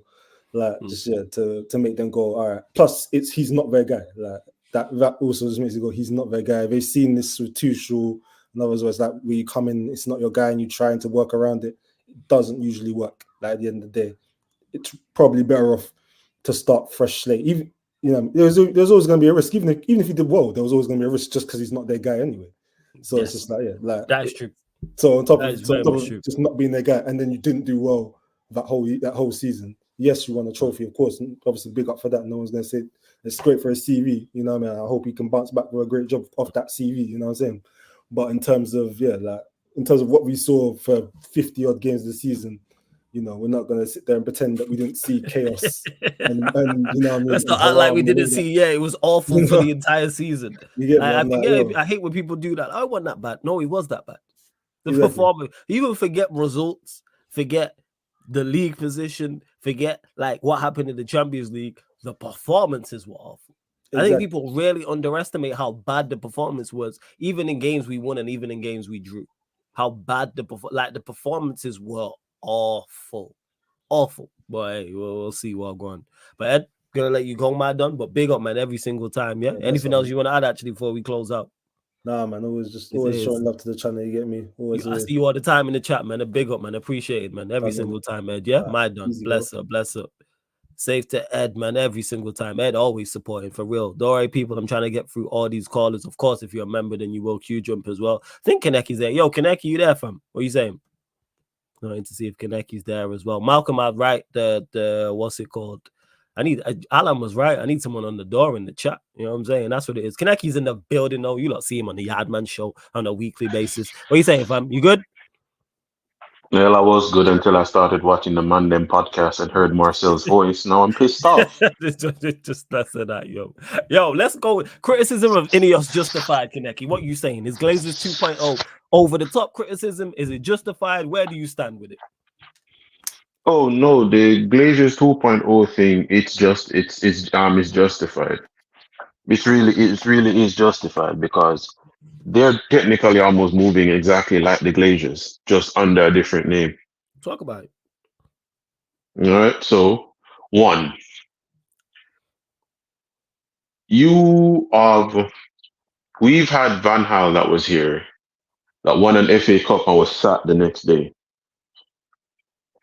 Ten Hag is still here. That's true. First, my audio isn't messing up because my headphones are making sounds right now. No, we can hear you. Yeah, it's calm. You clear. Okay. You clear. You good. All right. So we sacked Van Gaal for having a better season. We sacked Mourinho for having the same amount of trophies and a better season. Mm-hmm. Have you ever realized this? The only two managers that this club really never wanted to sack was Oli. Mm-hmm. That's true. Oli was here for way too long. It was ridiculous. Yeah. Carlo Ancelotti was right there when we had the strongest, and I'm going to say we had the strongest team we've ever had since Ferguson. Carlo Ancelotti was available, and we said, and I quote, "We don't see a reason to get rid of Ole Gunnar Solskjaer," when Carlo Ancelotti was available. Now, 3 years and 2 Champions League wins after, it's all we should have tried and gotten Carlo Ancelotti when he went to Everton. And I'm like, wow, you don't say. Anyways, what I'm going to say that INEOS is doing right now is their whole keeping shit on the wraps, because if it was the Glazers, they would have leaked shit to Man United's media team and tell them to leak this to the media just to gain traction. So INEOS in some way aren't really moving like the Glazers with how they're doing business. It's just everything else. Mm-hmm. As I said before, the fact that they were willing to work with the Glazers alone makes me I never liked them for that. Still don't. Still don't. First. But what I'm going to say right now, because it is justified to call them Glazers 2.0, but what's going to show me is if they're Glazers 2.0 is how they handle this whole Bruno situation. Talk about it. All right. Bruno Fernandez has done nothing in his career. His only claim of fame outside of Man United was winning the Portuguese FA Cup and the Portuguese Carabao Cup. That's all he's won. There's no major accolade in his damn name. For anyone that wants to tell me he was in the Portugal side when they won the Euros in 2016, Bruno played a total of 0 minutes. Yeah, he wasn't like a factor. All right. Was he actually in the squad? I didn't even know he was in the squad. Yes, he was. Okay, yes, he was. Yeah, but he didn't play. That's why I don't remember him. Yeah, that's to show you how irrelevant he is. That's how irrelevant he was. That man was, and listen, this is during the time when he was having a killer season at Sporting and still sat on their bench for a 19-year-old Renato Sanchez. But let us continue. Yeah. So Bruno Fernandez now is what Bruno Fernandez and his agent are doing right now. If this was a certain Frenchman, the whole world would want him hanged. Yes, let's be real. Yeah, I agree with that. The way there is no backlash for his agent. Yeah. For real. All right. So Bruno wants more money for what? We have a negative. So I'm going to show you the difference of people. When we had that bad season with Mourinho and he got sacked and we finished 6th, did Pogba ask for a new contract and more money? No. When we won the Europa League and the Carabao Cup and finished 6th, did Pogba ask for a new contract? No. When we finished 2nd on 81 points and Pogba won the World Cup and we made it to an FA Cup final, did Pogba ask for more money? No. We're 8th in the league, negative goal difference, got group stage out the Champions League and kicked out the Carabao Cup. And we have won FA Cup. And you're asking for more money. Yeah, the more what money. What are you asking for more money for? Because he won the FA Cup. That's right. It's outrageous. Yeah, it's outrageous. If you sit down and go at it, and you look at it on every single angle, everything is telling you to tell Bruno Fernandez to go do one. You want to talk to Barcelona? Go right ahead, big man. You're not a Barcelona player. This whole link with Bayern Munich, and I'm like, and who in Bayern is he going to bench? Musiala. That's their issue, man. You know what I'm saying? That's that him and Eric Diamond can pattern. Yeah. I said it before that man is going to be sent to Saudi to count sand grains with Cristiano Ronaldo. And right now it looks like I'm probably going to be right. He can go there and count sand. Yeah. Since he wants something to do, he can count sand. Let me ask you, Kaneki. What do you think? What is your prediction? What do you think will happen with Bruno? So let me ask you: do you think he stays at United? Do you think he goes somewhere else in Europe, or do you think he ends up in Saudi? I know it's early to say, but what's your early prediction on one of those 3 things? No, I can easily give you that. I can easily give you that. One, Bruno Fernandez isn't going to anywhere in Europe because Bruno Fernandez doesn't fit anywhere in fucking Europe. He's 30 years old and he's shit. You want to know what happens when you have a car with a lot of mileage? It starts breaking down. Bruno is 30. Let's be real. He's not 24. He's not 25. He's 30 years old. Where are you going with a 30-year-old that has a total that has played over 200 games, has not been benched, and has not been benched? How much do you think he has on his legs right now? That man has 1 season left on his legs top. And to Kurt in the chat, big up Kurt Chaos every single time. He's 30 in September. So yeah, he's approached. Basically, by the time the season starts back and gets going, he'll be 30 years old. So Saudi up, before I let you go, Kaneki. Staying at United, or you think he ends up in Saudi? Oh no, he's going to Saudi. He's definitely he's going to Saudi. Okay, first. I hope you're right. I'm just asking our interest first. Okay. That's fair enough, man. I hear you. Yeah, but that's it. You ain't going nowhere. Just hearing Marcel just pissed me off. I apologize to everyone in the call. I wasn't really going to call because I just got back from work, so I was just going to close my eyes for a bit before I have to go back on the road again. But Marcel pissed me off, and Saeed ain't answering my emails. So you know what? I said this before. You're my Don Kaneki. You know this whatsoever. I'll vouch for you anywhere. That's why you're on the channel and get you everywhere. But I fully if I was Saeed, I wouldn't answer your emails either. I get it. I'm not gonna. Right. I get it. Well, big up everyone still. Hey, big up Kaneki. Therefore, man, I shout you in the group chat anyway. Because for those that don't know, we will be running the Euro 2024 podcast Yardman edition. I just got back the new graphic today for it. So it's the same as the Premier League podcast. It's just got Euro 2024 on it with the Euro logo. So yeah, man, Kaneki, I'll catch up with you soon, yeah? 100%. I'll shout you in the group chat anyway, yeah? All right, bless up, bless up. Shout out to Kaneki each and every time. Who is next? Let's see. Because I know we got a couple members. So again, people, for those that have been waiting, it's just if you're a member, let me know in the chat just so I don't forget. So we was in the UK, then we went stateside with Kaneki. I always forget where he's at actually, but he'll remind me. You know what I'm saying? My B is in the cut. My done. What are you saying? You good? Hey, what's going on, Flawless? I'm blessed, man. I'm blessed. You good first and foremost, yeah? Hey, man, I'll be honest with you, man. I woke up like 30 minutes ago, man. Man. Clearly you enjoyed life. But get your rest is important. As much as work is important, rest is important, people. Trust me. I've been working. Like last week last week I was actually in the studio, but I actually ended up leaving. I was actually working and I just left work, so I didn't want to miss the show. While I was on my way home, the network was becoming terrible, so I had to leave. Okay. That was why I actually ended up leaving yesterday. That's all good. Where are you calling in from again, Omar? I always forget. Atlanta, Georgia. That's it. Atlanta, Georgia. So we went stateside to stateside. Floor is yours, man. What do you want to talk about?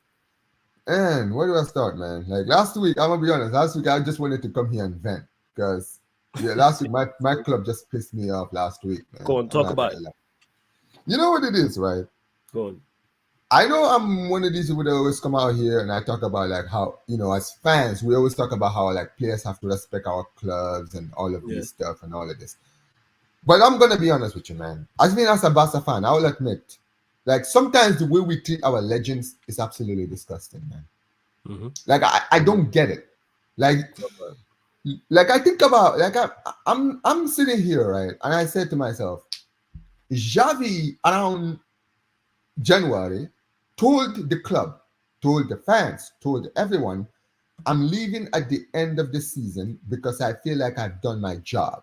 See, he was self-aware. He understood that his time was up. And you know what? He loved the club so much, he realized, listen, man, this is how far I can take the club, man. I don't think I can take us where we need to go. And I need somebody else needs to come in and take over. Kind of the thing that, every fan wants to hear from their manager. Not that you're throwing the white flag, but at least, you're showing that, listen, I've done my job. This is how far I think I can take the club. I don't think I can take it. Self-awareness is key, man. Self-awareness is so key. Go on, carry on. I'm listening. And you have to understand, Xavi is a guy who's been at Barca for years. He knows the expectations of wearing the jersey. He understands what the fans want because he's been a fan. He was a fan and he became a player and then he became a coach. Mm-hmm, mm-hmm. So he understands that the longer he stays, eventually the fans are going to turn on him too. And he didn't want to stick around to become a bad, basically stay too long at the club, like some managers do. You understand what I'm saying? Fully hear what you're saying with that. I think more managers need to be self-aware. That's why I respect what Gattuso did when he was at AC. I respect that highly. Sometimes you're just not the man for the job, and that's okay. That's okay. And that's the thing. You know what it is, right? Some of these managers, there's just a level of arrogance. There's always this arrogance that always ends up ruining them. Look at what happened to Wenger. If Arsene Wenger left in 2006 after that Champions League final against us, imagine how Arsenal fans would be looking at him now.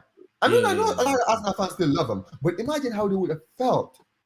Like those 10 years would have probably been one of the greatest 10 years that a manager that club ever had. Yeah, he literally did. Like if he would have left, like after one of the FA Cups, it would have just been so different.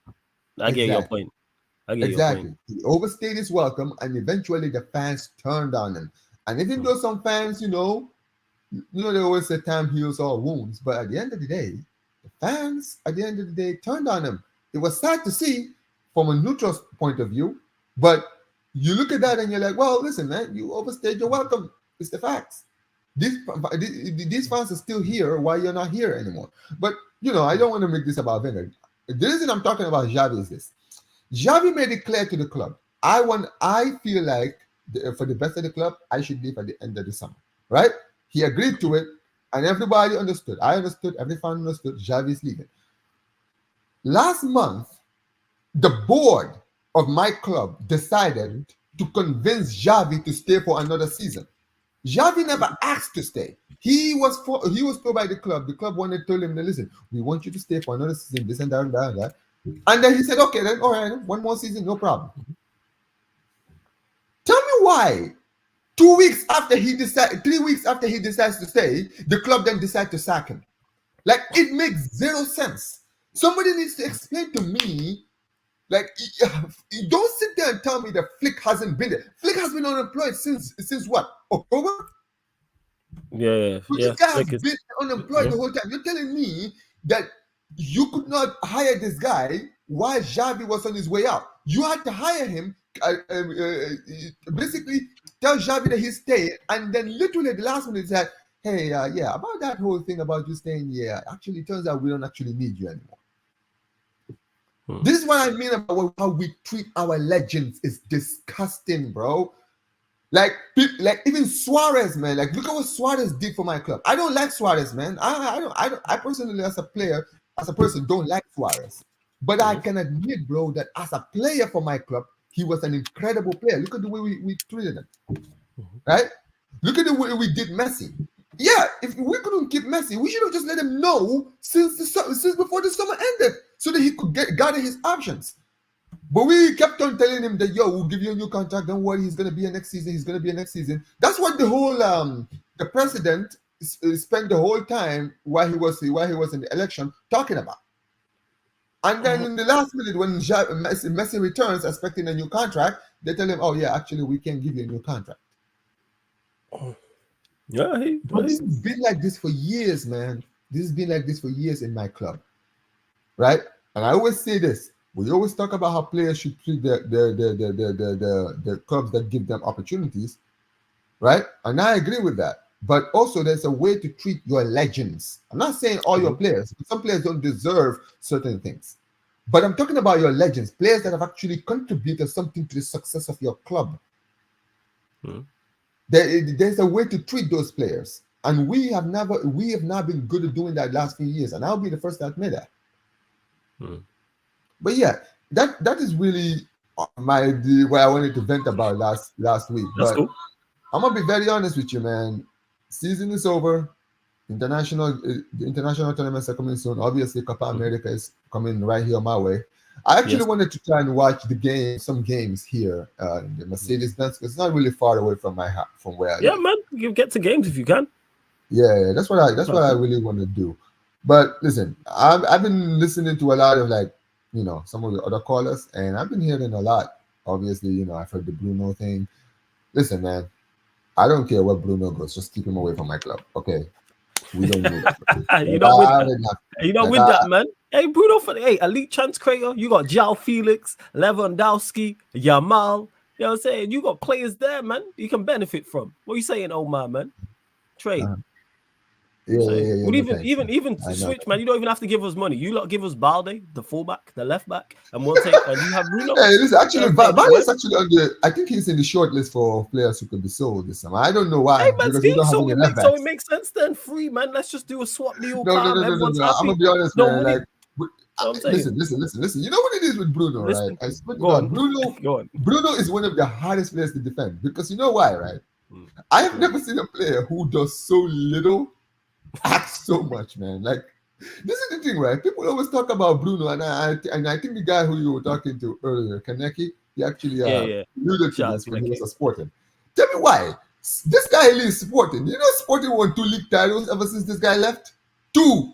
They won not 1 but 2. This team before Bruno left, they spent 20 years without a league title, and then Bruno leaves, they win 2. They won the league last season. They won it this season after he left. Do you see what I'm saying? Facts. But that's the thing. You know what it is with Bruno, right? It's the thing that I always talk about. Stats, man. We live in the stats era where players literally do nothing. You sit down, do nothing, and then literally just get an assist or a goal, and then there you go, man. You had an amazing game. Bob's your uncle. That's how football goes these days. Man, that's the thing, man. That's why, like I said, man, like, you look at this year, like, who can you even say is the most standout player in the world right now? I mean, people are going to say Vinicius. I would say Vinicius. I'll be honest with you. I think that out of all the players, he's the one that shined the most. But you know what it is? What does that show you? Like, if you think about like the players we've had in the last like 10 to 20 years, right? You could always look at a season and say, this guy was like by far the best player in the world, this and this and this, right? The thing is, with Vinicius has had a lot of consistency. Players like Mbappe, players like what's his name? Haaland, all these guys, they have not been good this season, bro. They've been poor. They've been bad this season. I know they've got their goals and assists, but go watch these guys play this season and tell me if these guys have had a good season. I get your point. I fully hear that. Like a lot of players, in particular at Manchester City, even though they won the league, were not at their very best. They weren't, and they're attacking actually their entire side. Like take Foden out of it, he's the only one I look at and go, yeah, you was very, very good this season. Bernardo Silva, I'm a huge fan of, was below par. We still had a good standing, but it's below par for him. Yeah, it makes sense, man. That makes sense. I'll be honest. I do like Bernardo. I would like to have him on my team. Yeah. Before I let you go, Omar, let me ask you though, because this is great for you being a Barcelona fan. Because I'm a big Flick fan. I actually wanted him a manager, man. What is your what's the word I'm looking for? What are your expectations for Flick? Like, what does he have to do? Like, what criteria does he have to? Are you looking at La Liga? Are you saying is it a top 2 run Real Madrid close? What are you looking at in the Champions League? Is it semi-finals, quarterfinals? Like, where do you stand?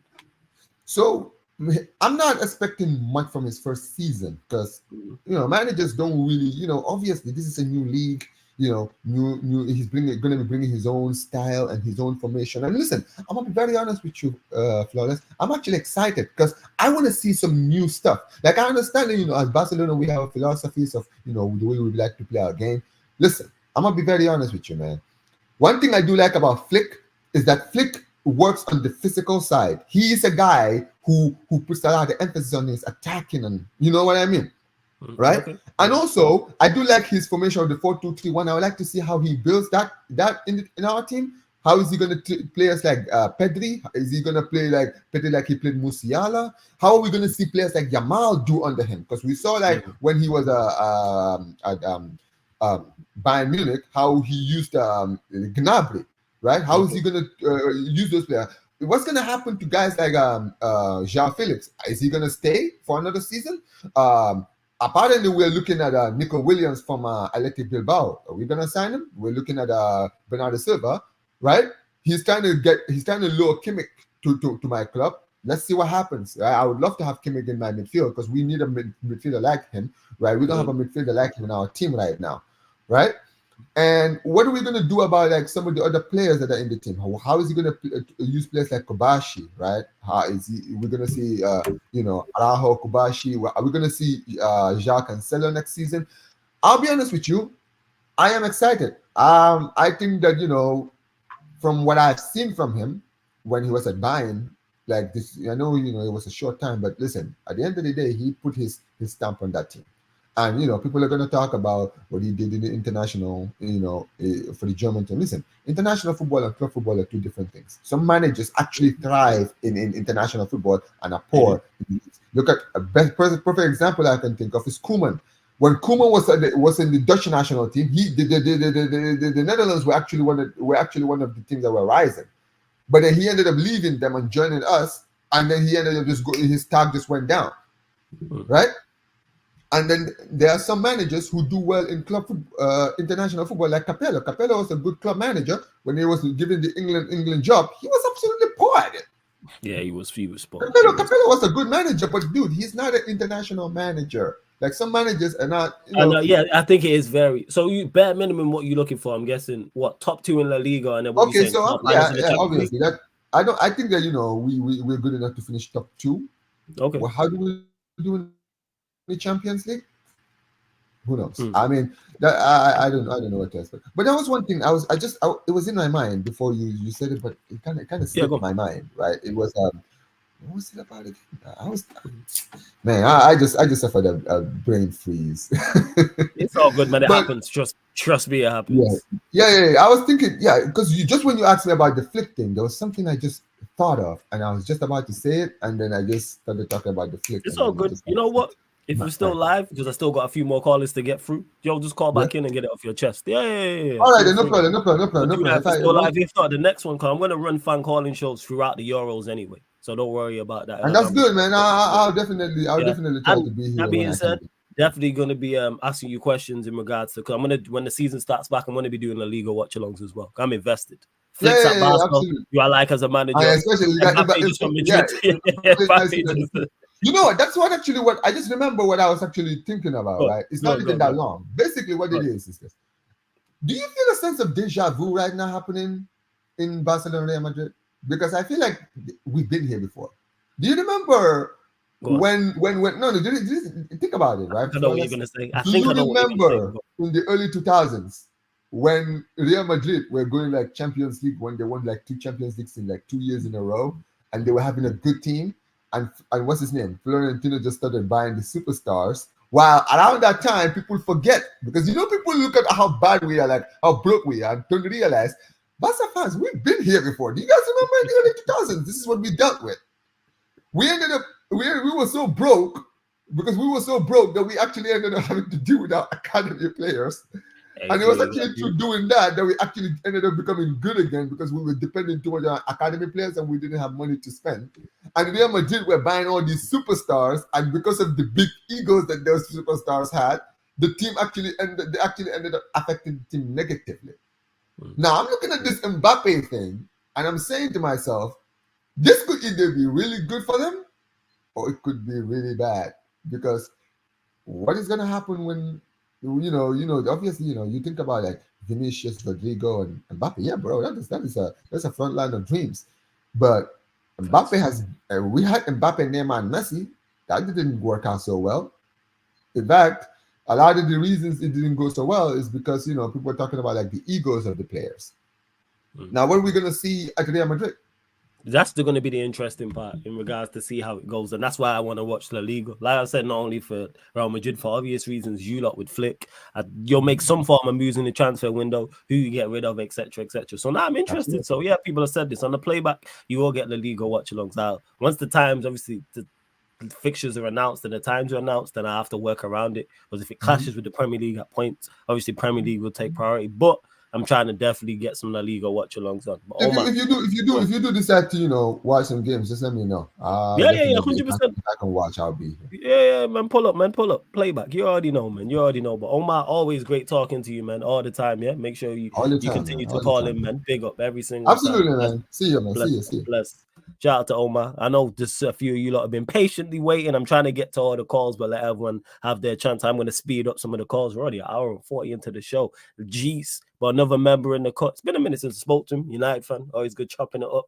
Like some of you lot before, I forget where you lot be based, but it's crazy. We worldwide. My like Steven is in the building. What are you saying, Steven? You good? I'm good, man. Thank you for having me. I am in Orlando, Florida. So that's it. I always think, you know what it is? There's many I forget because there's so many to remember. But floor is yours, Steven. I hear you now that the community is growing. So yeah, the community is crazy. It is, but criticism of INEOS justified in your opinion? The Glazers 2.0 or over the top? Where do you stand with it all? It is like their first month or so and they're fully in charge. So I think it is a bit of over the top. However, if we don't get any news by the end of this week, then that is kind of very concerning. Not just concerning, very, very concerning. I still don't know why Ten Hag is not out. Van Gaal was sacked like almost immediately after he won the FA Cup. So I don't understand people saying this hype of like, oh, the FA Cup hype has to die. So no, I think that's nonsense. I did see that Allegri is interested in Man United. So that would be a good option. I don't know if the Prem is ready to see Allegri ball. I ain't trying to see Allegri. Yeah. Like, this is not 20s. Like this ain't 2016, 2017. Like when Allegri was Allegri around them times. It's like it's not Allegri no more. He did just win Coppa Italia with a below par Juventus side. And then he was literally sacked 2 days after. So I don't know why we can't follow that, role model suit. But it is what it is. But yeah, I think that the criticism is gonna start to come in heavy if they don't make any big decisions in the next coming weeks. You know, that includes anything from or starts from sacking Ten Hag, getting the new manager in, because how are you going to convince? So that's the first step, because how are we going to convince players to come? Like, who are you going to tell them who's going to lead them? You know, into battle and that kind of thing. So the manager's top priority, and then obviously fill in the holes for the players that have pretty much already confirmed that they've left. Martial for one, Varane for two, Casemiro, we already know he's going. And then with Bruno, if we're offered anything above like 55, 60 million, I'll say take it. You saying 50? I say take it. Let me ask you, what do you think happens? I've said that to Kaneki. What do you think happens with Bruno? Do you think he stays? Do you think he ends up with somewhere in Europe, or do you think he goes Saudi? What do you think happens? I think he's gonna go Saudi. Okay. We like to, as fans, we like to kind of say, not in a bad way, but like going to Saudi is kind of like the end of your career. And though that can be true, there is some truth to it, but I think that on just on a human level, I don't think it's really smart to turn down generational wealth, in my opinion. So I think that he's more likely not going to go Saudi. If he doesn't, then my respect to him, that he is trying to chase that glory here in Europe. But I definitely see him going Saudi with Ronaldo being there, especially Al Nassr. They're the teams that are really, really in for him. So also Casemiro, which is kind of strange, but yes. And then, like I said, I do think that he's going. All those players are going, and we need to start filling in those holes. But everything starts with the manager, and then people saying. So let me ask you this: you said that you don't want to see Allegri, but would you rather be him or Southgate? Come on, man. You have to be quiet. Southgate shouldn't even be on the list. Like, exactly. That's what I'm saying. So that's also another worry about me too. Like, Southgate shouldn't even be on the list. Yeah, I think it's anyone but Southgate. We always make the joke of anyone but Arsenal is anyone but Southgate. Especially if he doesn't win. With this. I don't even care if he wins the Euros. I still don't want him in charge. No, I know. I'm just saying that even if he wins, we don't want him. That's the point that I'm trying to make. Which also kind of brings me to another point. I was talking to a couple of like friends that I have in the UK. I believe I mentioned to you, I have a friend that actually works for Man United, the Man United team, and we were talking about it and like the new format of the UCL. And regardless of the format that we have, the new one coming up, which is like just like a revamped Super League that the UEFA has pretty much made. If a Prem team doesn't make it to the final, the semifinal or the final, then we need to start having conversation about Prem ball, because if you look at the last like 10, 15 years, it's only 4 years that Prem teams have made it to the final, and then like 3 out of those 4 teams actually ended up winning, which is 2 Chelsea and then Man City. So if you really beep it, we always talk about the Prem being the pinnacle of like entertainment, and it is the most watched league in the world by far. But then it can't just be only the most watched. It has to be like the most like competitive regarding like in Europe. I think people are gonna start getting tired of Madrid always being there.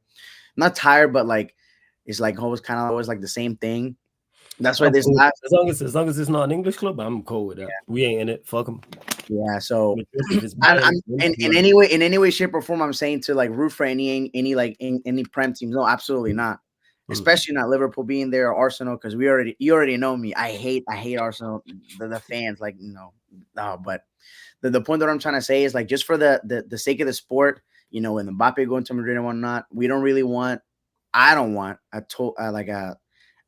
totality of domination just based on like one team, because it'll just take the special thing out of it. So that's pretty much it. Other than that, or speaking of that, the Champions League final did hurt me. You know me, I'm a massive Dortmund fan. So, yeah, I remember you saying this. Yeah. So the final did hurt me. I remember we scored. I think it was like the minute 83rd, the 83rd or 85th minute. Minute 85, we scored, and it was disallowed. The moment it was disallowed, I just turned on the TV and just went to sleep, because I already knew what time it was. It was impossible, and I was just so sad. Sorry, I want you to laugh. The way you told the story is funny. Yeah. That's what's making me laugh, yo. You telling the story with a smile on your face is what's making No, I mean, because you just gotta laugh about it now. But I remember, like, my girl was here with me, and there's nothing but Home Alone, and she just saw me like super sad, and yeah. Man, I hope she hugged you. You know what I'm saying? Or not? I hope she hugged you. No, yeah, she did. She did. It was terrible. See, there you go, then, man. There you go, man. That also helps. Face for the tears helps when you sad, man. Trust me. There you go. That's the key to life. Yes, sir. It's what it is. But we move. I've been seeing that Terzic is gonna get a contract extension, which I'm okay with, only if he gets backed. And by the looks of it, it looks like he might be backed, because there are players leaving, players on relatively big wages, like Matt Hummels. Apparently, he's gonna leave because he's already, like, he was great this Champions League. Don't get me wrong, but he's already kind of on his way out. I would like to keep him if he lowers his wages, but I don't think that's gonna be possible. That's not gonna happen. Gina Sancho, more likely than not, is gonna leave. He already did like the farewell post, which was like an indirect farewell. He was just saying how his time has been special and how he appreciates everyone. But players do that when they know that they're kind of on their way out. I don't know if he's gonna go back to United, if he's gonna come back. He's very gray area, because if Erik ten Hag stays, he's not gonna go back. Which is sadly, it is a possibility of Ten Hag staying. I mean, I don't know. You probably have insider people that tell you otherwise. I don't have insider people. Let me just clarify that. I think that he's gonna go. However, for any possibility or any reason that he stays, he's not gonna go there. Absolutely. And then I think that if the worst happens, that if we get Southgate, which I hope we don't, then he's definitely not going to go back to United. I think he's either going to stay back at Dortmund, or Man United are going to sell him, try to get some funds to get more players. Which brings me back to, I think my last point is just United really got to start making signings. I know that it is hard because there is no leadership in place, in charge, but like Olise, like picking Chelsea over United, that is kind of worried, kind of concerning. At the end of the day, we're still big Man United. We should just be able to attract players.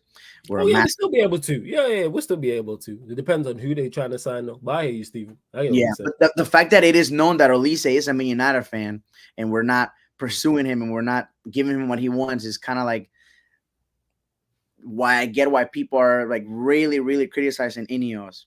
But like I said, it is like their first month or so in charge. So yeah, that's what it is, because the release clause is there, so it's on the personal deal. The release clause is there, and then there is personal interest of him at being at United.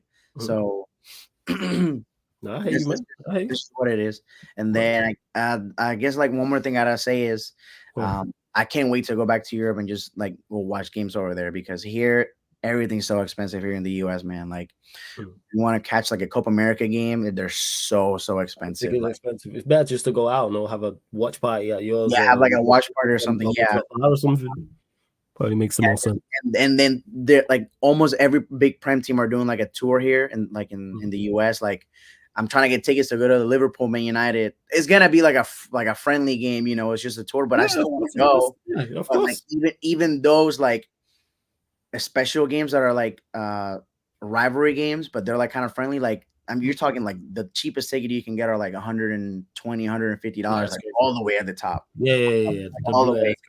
So you're talking about 90 to 100 pounds just to be all the way at the top, nosebleeds kind of thing. And then anything lower bowl is 300 plus. So I hear that. Yeah, they're definitely outpricing us. So that's why I can't wait to go back to Europe and just stay there for like a whole. And go to games, man. Games are fire still. Atmosphere at games is fire. Trust, for real. But hey, Steven, great call as always, man. You know what I'm saying? Continue to support. We see you in the chat. Big up, yeah. Make sure you call back in as well, yeah. Absolutely. Bless up, man. Bless up. Shout out to Steven. I'm going to get through the rest of these callers as well. So we just, we were stateside and stayed stateside. Now we back in the UK. Another United fan, though. My like Taz is in the building. Oh, what are you saying? You alright? Nothing much, man. How are you? I'm blessed, Taz. I see you there in the England shirt. Is it coming home? Yeah, is that what you're telling me? I ain't deluded, man. It ain't coming home. But that song is cursed, man. Every time I hear that crap, you always lose the tournament. But I hope for my selfish reasoning to why I want England to win massively, not because it's just the country. It means Southgate stays longer at England. Less chance of him coming to United. Simple. Yeah, you know what? That's the way of looking at it. That's smart. Mate, always got to look at long term, man. Always got to look at the long term. But overall, I want to just talk about INEOS and the way they're moving. You know, I mean, a lot of people, I think, a lot of United fans in this fan base are really addicted to like leaks and stuff like that.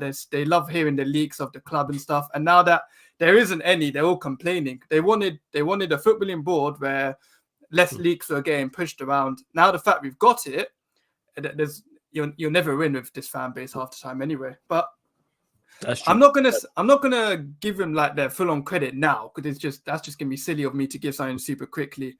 But I'll give them at least a year and see what they do. But this whole Ten Hag review thing is so long, man. It's actually been super long. Like, I see that thing is longer than a Lee Gunner stream. Like, it's crazy. Shout out Lee Gunner. I see. Happy birthday to Lee Gunner as well, man. Bro, a 9-hour stream. Yes, there is. I need to send him a message actually as well, even though I'm going to chat. But go on, carry on. Yeah, but I heard that the review's not going to be longer than this week or something. So I'm hoping we're getting a little Ten Hag sacked by Friday night. I mean, that'd be crazy. I've got the sunglasses ready for when that happens, and it's going to be nice. But honestly, I think I saw what I've liked about INEOS though is the fact that they're changing the board members. So I think, what was it, yesterday they added that chief communicator guy. I know you're talking about. Yeah, the chief communication officer. Yeah.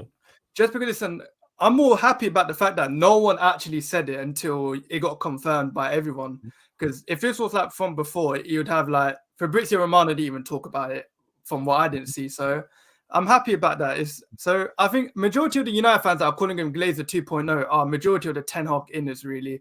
It's the ones that are like Manager FC, Bruno fanboys, like the same people that are mock players for disrespecting the club. Like they'll say Sancho, I don't back Sancho because I'm Man United FC, not Play FC. But the same people that back Bruno and back Ten Hag, like, make your mind up. Seriously, man, make your mind up. Right. But you spot on. Like, you spot on. You know what I'm saying? You spot on. Hey, no worries, Kurt. I just seen your message. I'll bring you on next time, man. I got you. But big up, man. I know it's late over there. Shout out, Kurt, though. Yeah, go on. Carry on, Taz. I mean, that's also, I think, with Bruno leaving, like, it was crazy is the fact that we thought that INEOS weren't going to be as serious because we all wanted the Qataris. Like, let's not lie to ourselves. Right. So imagine INEOS' first summer, sack off the manager, sack the club captain, and get rid of Luke Shaw and whoever else in it. And I'm looking at INEOS at a complete different viewpoint now, because I'm like, I did not expect that in whatsoever. Nice. But Bruno Fernandez, you know, you could sell that. You could sell him for some good money though, because the PR he has is amazing. What do you think happens with Bruno? Do you think he stays at Manchester United, he goes somewhere else in Europe, or he goes to Saudi? Out of those three things, what do you think happens? I know it's early, so it's tougher to predict. I think all three are really impossible scenarios. That's the thing. It's not a one-sided possibility, but at the same time, he's clearly begging it for a contract. You can see the PR, the sentimental crap. I hope INEOS don't fall for that. I mean, if there's I've said this already, 70 million or above, I'm gladly taking it. I don't care. A 30-year-old Bruno, you're not going to get any more than that in a year or two. Like, seriously. And you could even use an awful stat merchants. He scored, like 40 goals for club and country. You could easily market that for a player like Bruno. So hopefully Al Nassr want to come to get him, or any other team in Saudi, man, because they're going to have big money. But teams in Europe, I saw the buying links. I was pretty excited. I was pretty happy. And then I've seen a lot of United fans are like, nah, we got to keep Bruno. He's our man. He's the best player in our team. And like, bro, I look at it. And our team's rubbish. That's the craziest part. He's the best player in our team. And our team is abysmal. What? Like, carry on, Taz. I don't get that. It's like, okay, I'm not going to... Bruno's not that one guy where like I want him out compared to Luke Shaw and Marcus Rashford and all that. But at the same time, just like Casemiro and Bruno Fernandes, if the money comes in, I don't care what you've done. I generally couldn't care less. For example, Casemiro, if the Saudi links come true, 90 million or the euros or whatever. Imagine getting a profit of Casemiro. Do you know how good business that is? That's true. A profit. Like, that's why I'm all for it. I'm looking at it long term, but at the same time, I was going to ask you as well about the Elise thing. Like, if you miss out on Elise, do you think it's a big deal that most fans are going to talk about? But it'd be a big deal to the fans it wouldn't be then I would look at what is the response. So let's say because we actually haven't made a bid for Elise. There's been no official bid. There's been no actual offer of terms. Are we interested? Yes. Why would we not be interested in Elise? That's like Jez on the channel saying, yeah, I'm interested in Beyonce. Well, yeah, no shit. So like it's nothing shocking. However, if we were to then go in for Elise and not get him, then I would look at the response and go, all right, like for instance, we've been linked with Kudus. So if we don't get Elise and get Kudus, or we don't get Elise and get another right winger, I go, all right, that's cool. Depending on the quality of said right winger, profile of right winger, etc., etc. So yeah, it'd be a miss, but I wouldn't jump. I wouldn't be like, oh my god, we missed that. I'd be disappointed. That was it. Because I think he's actually a quality player.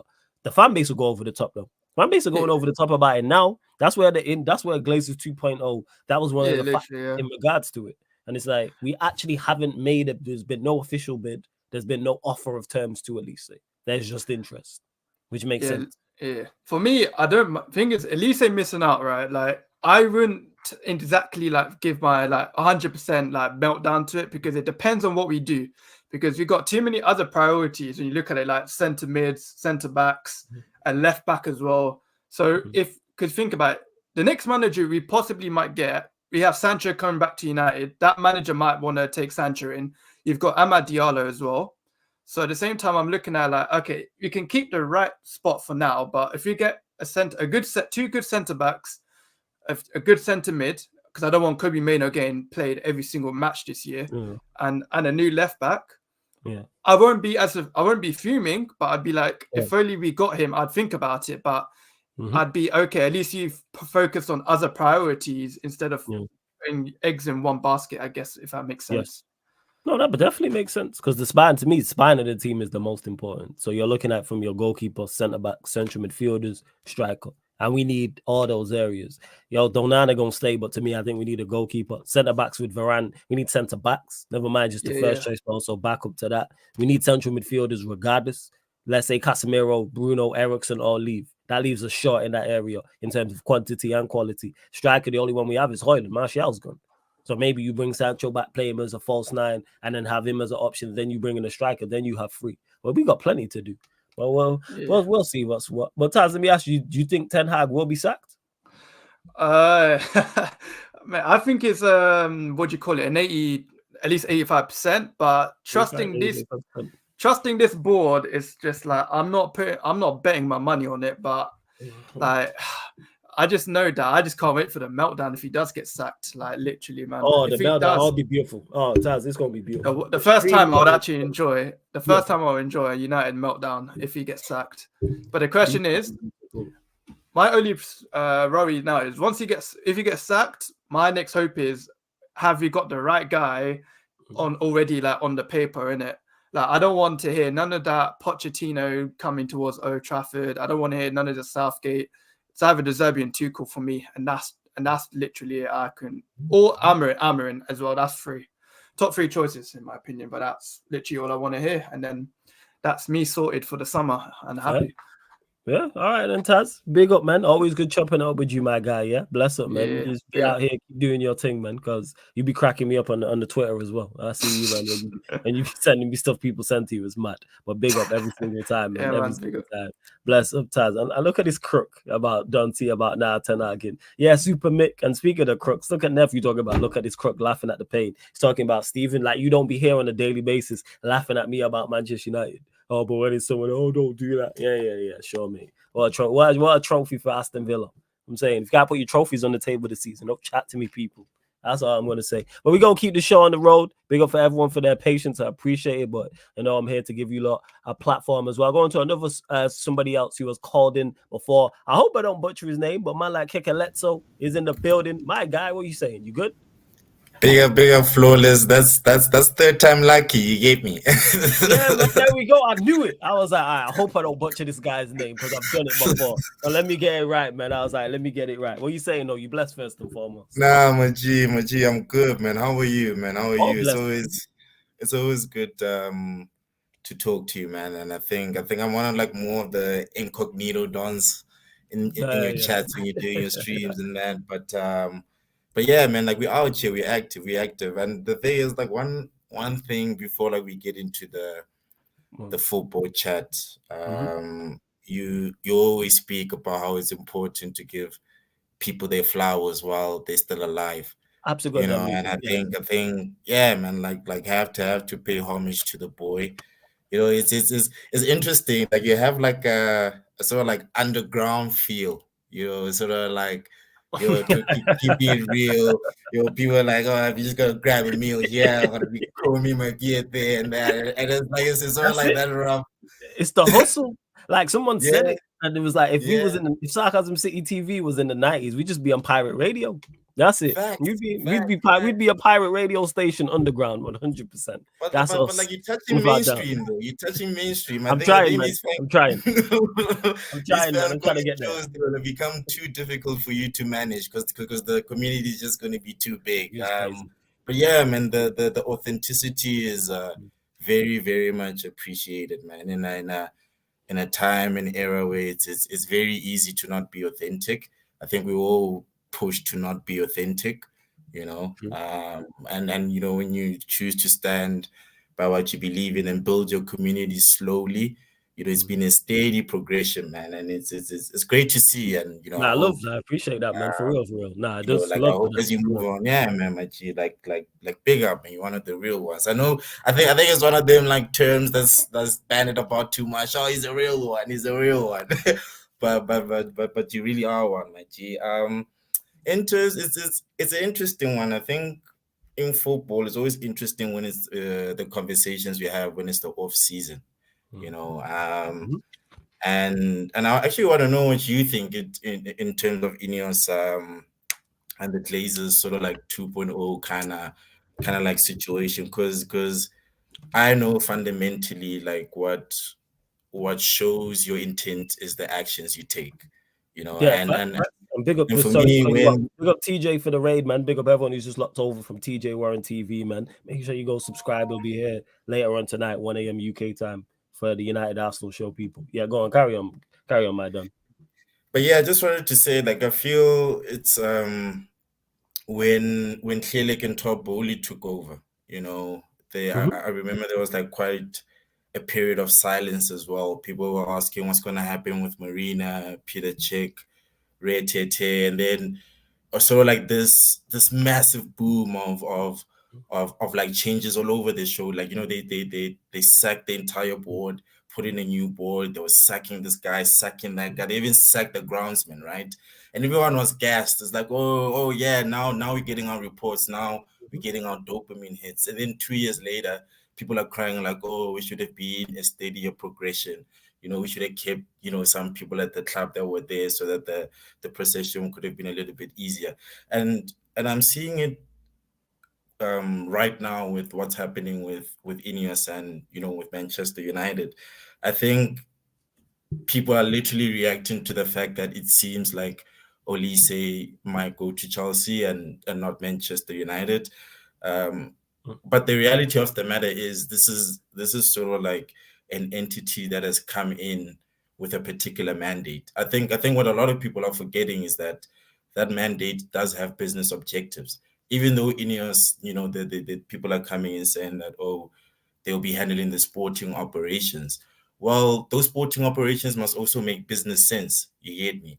Right. So it's kind of like if just a simple scenario with this Olise transfer. What Chelsea have been doing a lot from a business perspective is overpaying release clauses so that they can get more favorable payment structures. Maybe the Glazers could be looking at something like that. Be like, we don't want to be competing with that because we don't want to be paying above the odds on a certain transfer fee. Now all of a sudden, that sporting operation has turned into a business decision. So INEOS definitely have a far more difficult task than I think people are giving them credit for in terms of balancing what they must do to appease the Glazers, because they have to appease the Glazers people. I think that's something that gets lost in a lot of conversations surrounding this particular aspect of United's ownership. It's only 25%. In real life, it's a department, isn't it? Like if you run a department, if I'm in the marketing department, I'm not the CEO, bro. Like I'm Yeah, gonna you're right. still go get the That's an marketing. accurate analogy, actually. That's an extremely Mm. accurate analogy. Yeah. Without doubt, You know, I without could doubt. tell people like, hey, yo, I wanna run this TV commercial and I wanna get LeBron in, I wanna get Neymar in. It's like, okay, cool. The budget is then 300 mil. Like, we're not authorizing that, big man. I don't care if you like, you know, at the head of the department, it is not being authorized, guys. Sporting decisions or not, yeah, people are in suits brokering these deals, in it. People are not walking in tracksuits and in their football jerseys brokering business deals, and football transfers is a massive part of sporting operations that affects business. So just keep that in mind, like when people think about the sort of moves that INEOS are making, just know that lasers are chilling there waiting to make sure that it suits them as well. So it's kind of like it's made me think a lot in terms of the style of ownership we see in football nowadays. You know, a lot of the callers were speaking about how football's gone, its systems, is this, is that. Guys, we're not even referring to them as players no more. They're assets. Yeah, I'm a Chelsea fan. Yeah, there's certain terms that I can now tell that I'm using that I never used to use. Pure profit. For me, like back in the day, an academy don was an academy don. Oh, now it's pure profit. Oh, okay. Now it's sort of like add-ons. You know how much you've turned into accountants, Flawless. It's like, okay, cool. Nah. Mudrik isn't 80 million, bro. He's actually 60 million and it's 20 million in add-ons. And it's not gonna trigger. It's like, yo, bro, like last time I checked, we only needed to know if he's a baller or not, didn't it? And All of that stuff is extra. Yeah. That's all extra. Bro. And it's like, for me, it's like sometimes we must just, as fans, recognize what role we played in the state of where this game is. People want to speak about how systems have ruined the game, yet winning is everything, right? If you want to win on a consistent basis, then you have to systemize your principles. That's how McDonald's became. And that's where it is, because the game has gone that way. But where I see because Don C mentioned it, it's because the game has gone the system route. It's taken out we don't get as much individual magic as we used to. We don't get Mavericks. There's no more now. Streets won't forget ballers. Who is the last? I can't even remember the last Streets won't forget. You don't get a Tarat. You don't get a Payet. Those players don't exist. Someone like that. You don't get a Ben Arthur. You don't get them players who are just like, right, such and he's just a cold player. Like, even though he might not be playing at the highest level, like in the chat, let me know, people, if there's, because I can't think of anyone playing right now who I would put in that bracket of Streets won't forget ballers. It is Chinlu saying Eze. I think Eze just a quality player. I won't put him in the Streets won't forget baller. Like Chinlu and like, I think that more pertains to his like demeanor as a person, because you can see he's one of the man them in it. So he does kind of like fit the streets. Yeah. Like, I get what you mean though. Like, just the sheer flair of a player. Yeah, flair. Like Eze he's nowhere. Like Eze, don't get me wrong, I take him at United right now without that. But he don't have as much flair as a Tarat or a Payet. Like them man, like even Eze, because he's playing at Palace, is all right, more left hand side. Yeah, we'll drift central, but he's not Tarat. He's not that. Like he's, and maybe if he was in a different era, we might see more from Eze. But I hear the point. I hear it. You know what the wickedest thing is, bro? Like, it's like in South Africa, the culture around football is very much about the entertainment, right? Yeah. If the boys are going out and you win the game 3-0, but you got nutmegged, like we chatting about the nutmeg. I don't know if you've seen these like crazy clips of dudes literally dancing on the ball, and that's what we go to see. Like the level of South African football is so poor in terms of like efficiency and execution and things like that, but just the sheer skill is, and even the sellies, bro, the celebrations, you know, you can tell the man them were practicing for the whole week just because they know they're gonna score one goal, so they have to maximize it. So the culture is like, it's different, bro, and it's like in Europe, it's always W settings only, win. If you want to guarantee winning, there's certain things that have to be done consistently in one way and one way only. Pep, this is why Pep Guardiola is the greatest to ever do it. Because for me, it seems like I guess like the basketball equivalent would be like Will Chamberlain, where the rules of the game and the scope and outlook of how the sport is actually played changed. You know, 2010 changed football.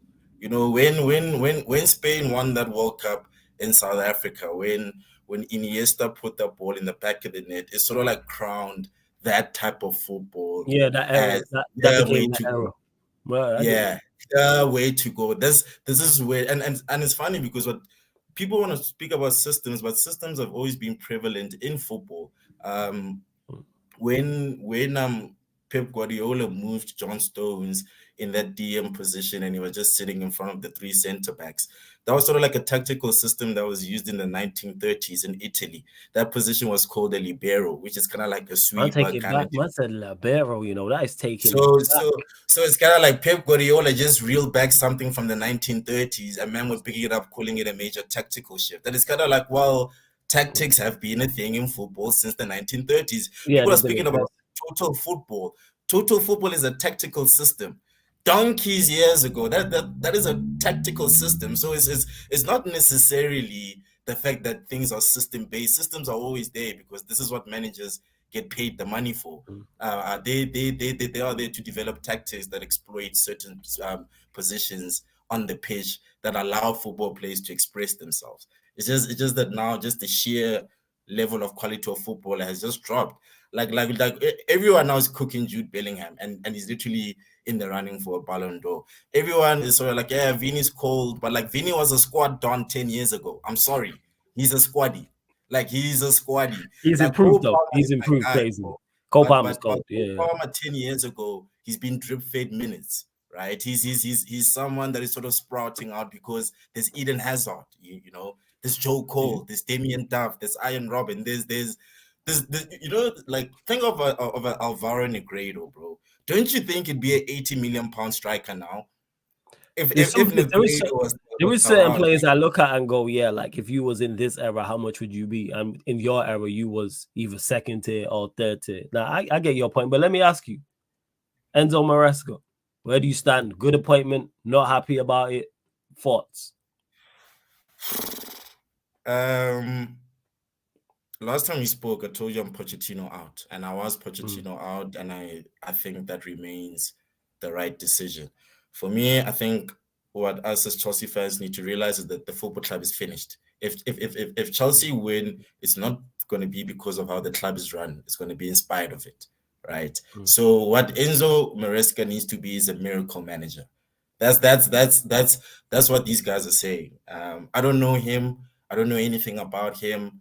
You know, I'm hearing he's like an Uncle Sorry region. Let's see. But for me, the reality of the matter is top 4 trophy minimum. If you don't do it, sack him. For me, it doesn't matter if it's going to be a damning indictment on the ownership. I've already damningly indicted them. Like the minute you spend $1 billion and you're not fighting for the league, that's a damning indictment. So for me, like it's over, bro. Like Chelsea are finished, and we're not going to win because the club is run well. We are going to win because we're going to get a miracle manager, and he's just going to galvanize the playing squad, and we're just going to blow teams away, just like Postecoglou did, just like Antonio Conte did when he rocked up here, just like when Roberto Di Matteo took over a very fractured Chelsea squad from Andre Villas-Boas. Like miracle managers are the thing, bro. All it takes is a manager that knows his thing, a couple of decent signings, and you're fighting for things. That's it. And that's the crazy part. It's not that difficult that what we're asking for. Like we're not asking for like consistently go and win everything back to back to back, but to compete. You just need to be competent and you'll be all right. Well, it is, but gotta let you go, my done. But make sure you call back in. Always good chopping up with you, man. Always supporting. You know what I'm saying? Like you said, I love that, man. Like whether you're in the comments or you said you're incognito in the shadows, I appreciate it, man, because it all helps the algorithm. Before I go, I'm just gonna drop a point here. Kylian Mbappe was a failure at PSG. You were signed for 166 million pounds with the express mission of winning the Champions League. You didn't do it. Neymar was called a failure, and so are you. So I agree with that. Me and Veta had that conversation, and he was like, "Oh, you think Mbappe was a failure at PSG?" Yes, because he was brought in for that much money to go and win the Champions League. And this is from someone who Mbappe is my favorite player right now. He's my favorite player in Europe, but I hold him to them standards. Same way, he needs to win the Euros. If he don't win the Euros, I'm looking at you funny. I'm sorry. I think France are the best team there, and you're the best player. You're the best player at the tournament. So, like, figure that out. That's just And how I and look at and it. and that World Cup win dust has to start fading. That was almost 10 years ago, guys. 2018 was a long time ago. 2018, you know, that's 2018 mad. was a long time ago, people. Don't tell me you won the World Cup. Neymar did a treble as well. Like, hey, Yeah. that's not the Sometimes better you have to man. keep doing this. Yeah. You right. But Nah, yeah, I hear big up you. Flores. Big up my Don every single time. Bless up, G. Bless up every single time. Always love chopping it up, man. Matthew, you there, fam? If we're gonna bring you on.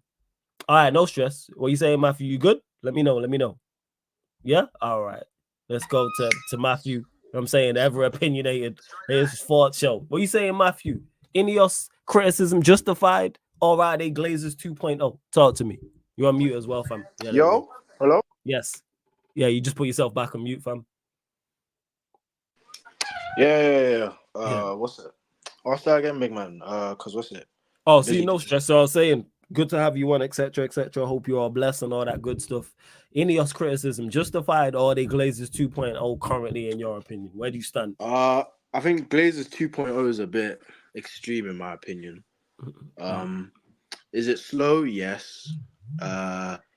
Would I wish it had been done quicker? Of course, but I'm just patient right now. I'm just waiting to see things through, if I'm being honest. Yeah, that's my take on it. Like, I'm patient with it. Like, if he's not sacked before the Euros, I'll be worried. I'll be very, very worried.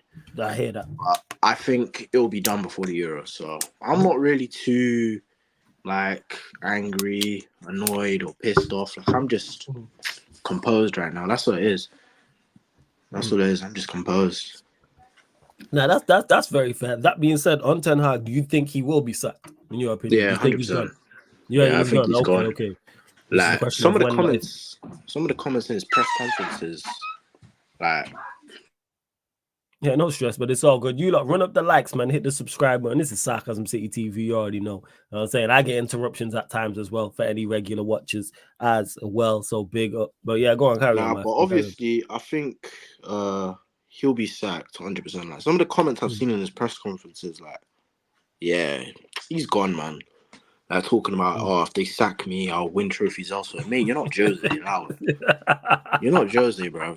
Like, shut up, man. Like, bro, Frank de Boer's got more league titles than you. Like, shut the fuck up. I said it with chest as well. I win league titles elsewhere. I win trophies elsewhere. I bet, man. Nah, bro, allow it, man. You're gonna win the Johan Cruyff Cup, bro. Like, allow it, man. Get out of here, bro. And that's an actual trophy as well. Nah, no, it is. That's why I'm laughing. I know it's an actual trophy as well. I'm actually seeing here in regards to his actual resume and see what he's actually won as a manager. Let me just have a look. Yeah, he won. Yeah. Is that 3?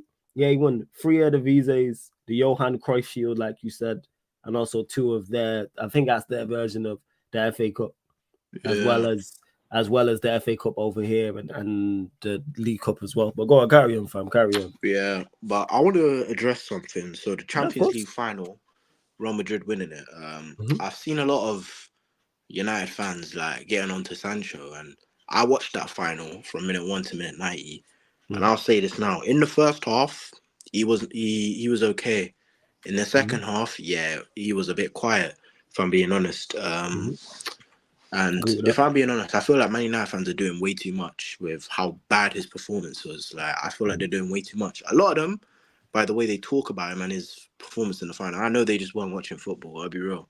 I know they weren't watching. They just looked at the result and just decided, let's laugh at him. Like, it is what it is, but this is the fan base we have, innit? Like, these are the same men that will bend over and get on their knees for Bruno, but they'll throw stones at Pogba, bro. Like, because remember, let's be real. Because remember when Pogba's agent... Yeah, when Mino Raiola, was reported to be talking to other clubs, the energy was very different. That I 110% agree with. The energy was very, very different. There's been zero backlash I've seen from Bruno's agent. Yeah, bro. Pogba, when he did that. Pogba, when he did that, bro, these man want him hung, bro. They wanted him on a flipping, bro. These man wanted him on a guillotine. Bruno, all of a sudden, don't leave. Like, shut up, man. These guys are a disgrace, bro. A lot of these men are flip-flops, bro. And that's why I can't stand some of these guys in the fan base. I really can't. It's one of them ones where it's like, just get rid of that guy, man. I'll be real. Just get rid of him. At the end of the day, we have sold better players than Bruno Fernandez, and absolutely. We're Manchester United, bro. We are not Newcastle United. Yeah. If we lose one player, it's not the end of the world for us. No. You know them ones. Like, Facts. come on now. We let go of Di Maria, bro. Like, we let go of Paul Pogba. We let go of these man, bro. We let go of Cristiano Ronaldo when he was in his prime, bro. Like, come on. We've lost much better players. That's what I don't get. Exactly, bro. Like we can't lose him. What will we do without him? What are we doing? Exactly. You've seen Paul Scholes retire, bro, at the football club. And a lot of people who are older than me have seen Cantona retire at a football club. Like, why are we crying that Bruno's leaving? Like, come on, man. And I was having an argument on Saeed's playback, Big up Saeed. Still Bunny Killer, by the way. I was having an argument with someone on Saeed's playback, and they were saying, they would rather keep Casemiro, they would rather keep Bruno than Casemiro, and I just said, why? Like, bro, I'm off. Like, I don't mind if we sell Casemiro, but if you tell me that Bruno Fernandez should stay and Casemiro should leave, you're funny. I hear you. And look at this CP guy talking rubbish in the chat. We're talking about Skulls, dickhead. About Skulls, not gigs. This guy. I was just like, bro, you must be skunked, bro. Like, why would you keep Bruno? And like, people say, his GA. Even his GA is overrated. Man's got what? 8 goals, 8 assists, bro. Yo, he's not impressive. His GA, like his goals return is not impressive whatsoever. Like the lockdown season, was his best like output for GA, and even in that season, he was rubbish. Yeah, he's not all that.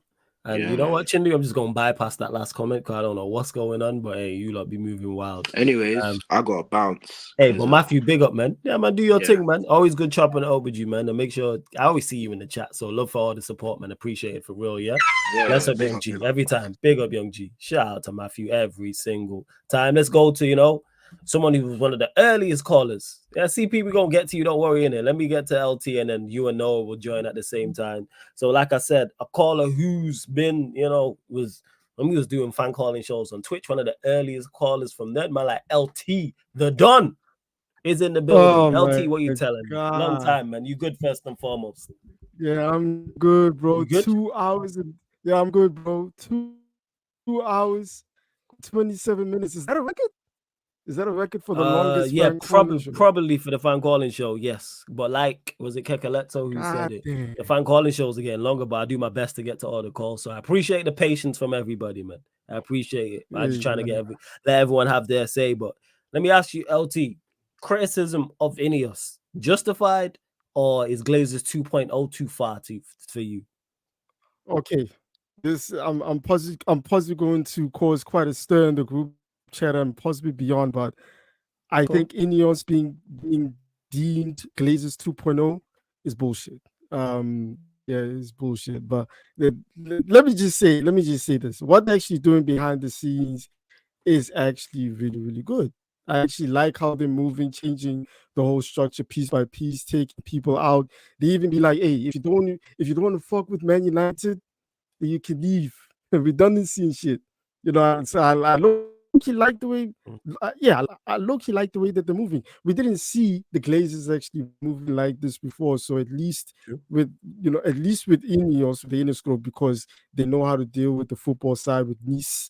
I think at least now with Manchester United, they'll be like, that this is how we're moving, and especially with the transfers, with the transfers. All I know is the only issue is the financials. If we actually do bid in for the likes of a Michael Olise or a Gonzalo Inacio or whoever, that's really going to fuck up the FFP. So I think by at least the 1st of July, that's going to start the new fiscal year fresh. So I think that's when we can actually start dealing with transfers and what else. So Michael Olise, all he got to do is he just got to keep hold, and I think it's on international duty, so I think at least that buys Man United time. Same thing with Dan Ashworth, because I still think there's still the situation with Newcastle, because I bet INEOS don't want to pay the compensation package. I don't know how much the compensation package is. I think it's like 10 £20 million. So of course the fiscal year situation that's fucking up the whole thing a little bit. Even with Eric Ten Hag, even I believe he's gonna get sacked. I don't know when. Possibly it could be at the end of the year. I don't know how the football thing works, because especially if you do sack a manager, I don't know how many years he's got left in his current contract. I'm not sure. Possibly they'll negotiate some shit, or possibly they will have to send the money straight away to him. I think that the whole fiscal year shit, I think this is messing up the club a little bit. So but I think by first of July, I think INEOS crew, the INEOS crew, the whole Beckham Saucer Gym, Dave Brassford, Omar Bawad is officially going to be working, at least for the club, and then here Jason Wilcox can then negotiate and be like, all right, let's draw up like a short list of who we can get in. Even though I also believe Omar Bawad is actually working behind closed doors, but he technically can't because he's on gardening leave.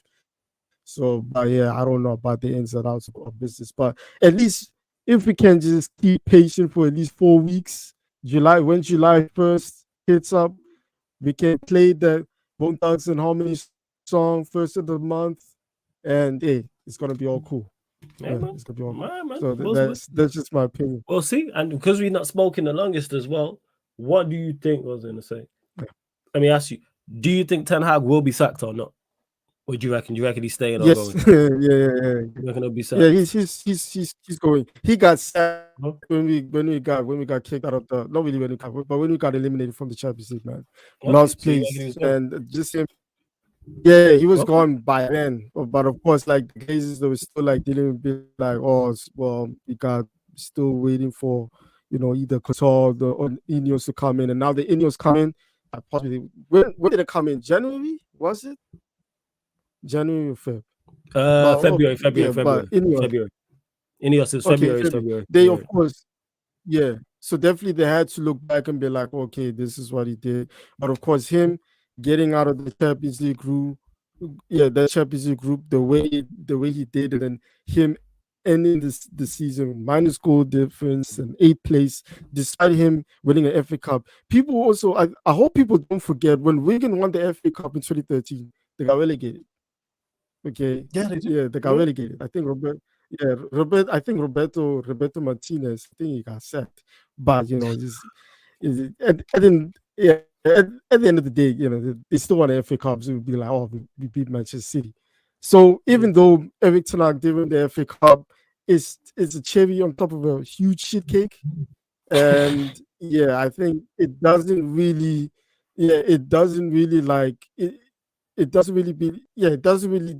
help us be like, oh, well, he won 2 trophies and he'll be fine, given some time. Be like, man. I think, especially when he was at Ajax, I rated him then. I was really optimistic when he joined the team, but I think now it's kind of like, it's kind of dead, man.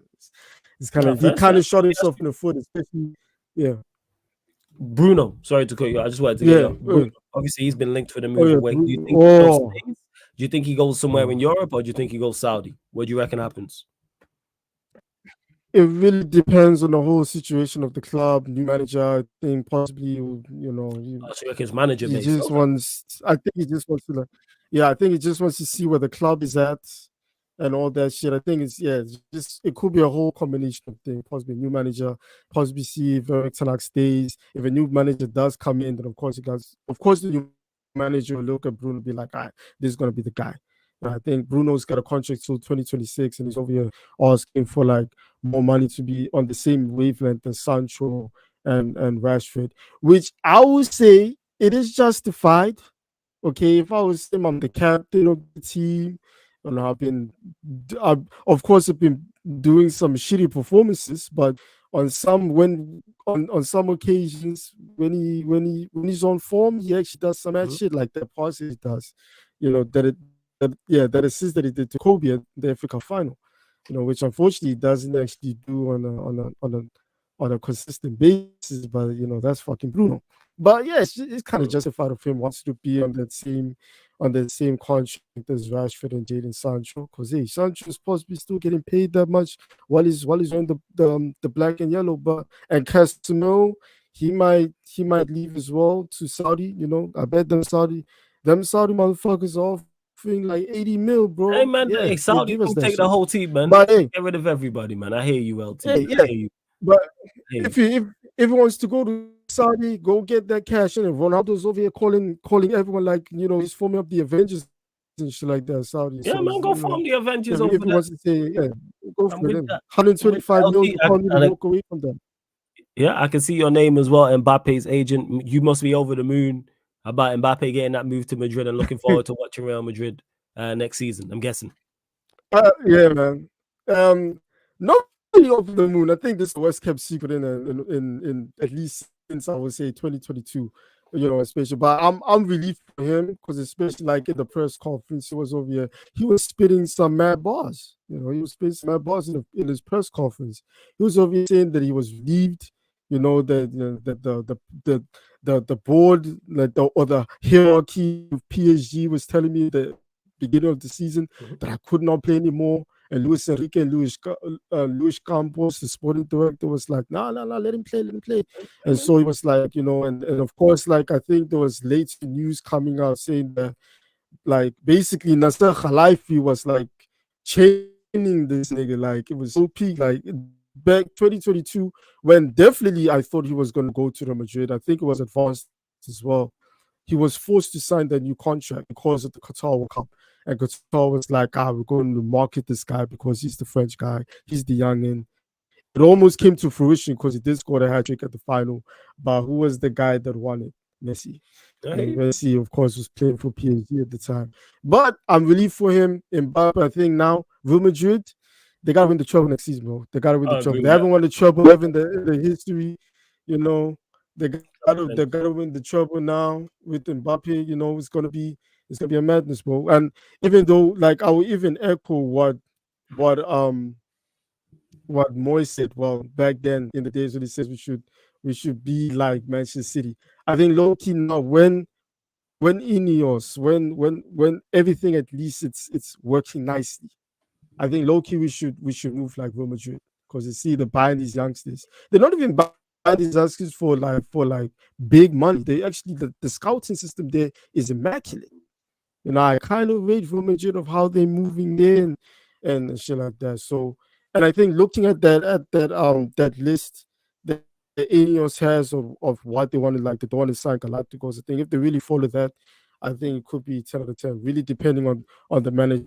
I think Eric Ten Hag, I think it's definitely not going to work. But you know, but possibly you might ask, but just to get this all out of the way, Roberto De Zerbi in. Yeah, Roberto De Zerbi in. Are you saying deserve Yeah, okay, LT. I'm gonna let you go, but you would. I hear that. All right, but big up LT every single time. I'm gonna get to the last couple callers, but big up every single time I done. Yeah, bless up. All right, man. Big up, man. Big up LT, man. When I get to the last couple callers, one of them I'm glad to hear when I can't start the site up. So we'll go to the former first and foremost. Big up Noah in the cut. Noah, what are you telling me, man? You good? I'm doing fine, fellas. Yeah, man. All good, all good. Unfortunately, you're gonna be joined on the stage by CP, but we move. But yeah, man. What you who you support again, Noah? Manchester United fan, correct? Yes. United fan. All right, floor's yours. Criticism of INEOS, justified or over the top in your opinion? Listen, in my opinion, because of right now, if INEOS does not even get rid of Ten Hag, I don't know what to say because of this criticism is going to be continuing. Yeah, so that's what I'm saying is what I'm asking is before we even get to Ten Hag, what do you think about the criticism they're receiving now? Do you think it's over the top or is it just do you look at them right now as Glazers 2.0?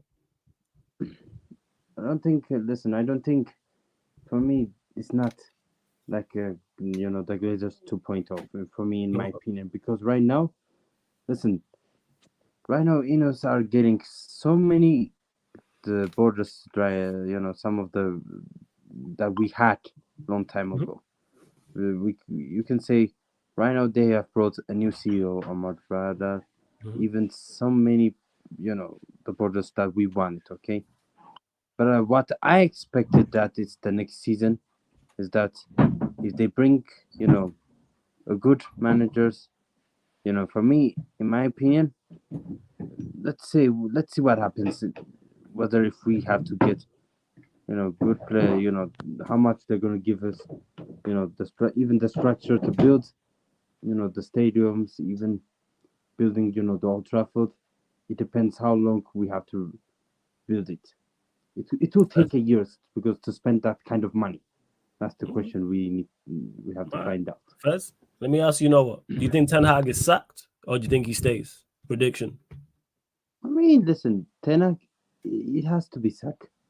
No matter what. Yeah. It doesn't I know matter. you're Ten Hag out because you're a smart individual. Yeah, I get that. But because I'm asking we know. you, what do you think INEOS do? Do you think INEOS sack him or do you think they keep him? They'll sack him, You're in my opinion. Because of why? But listen, when you look at the table, we finished 8th and the goal difference is -1, right? That's not even good enough. Even whether if we win, winning the FA Cup, still on the league, the table is not even good enough. That's my opinion. Because I'm sorry, I cannot accept these certain losses when we had a bad record of our league, of our club. It's not even good enough. I'm sorry. So we have to move forward. That's what I can say, in my opinion. Okay. And you know the facts. Listen, for us. If you see the madam talk today, Marcel, I'm sorry to tell you this. This guy is not going anywhere. Whether he's 10 again, this guy, he's out of his mind. Not the same as Tyrone, even AJ as well, okay?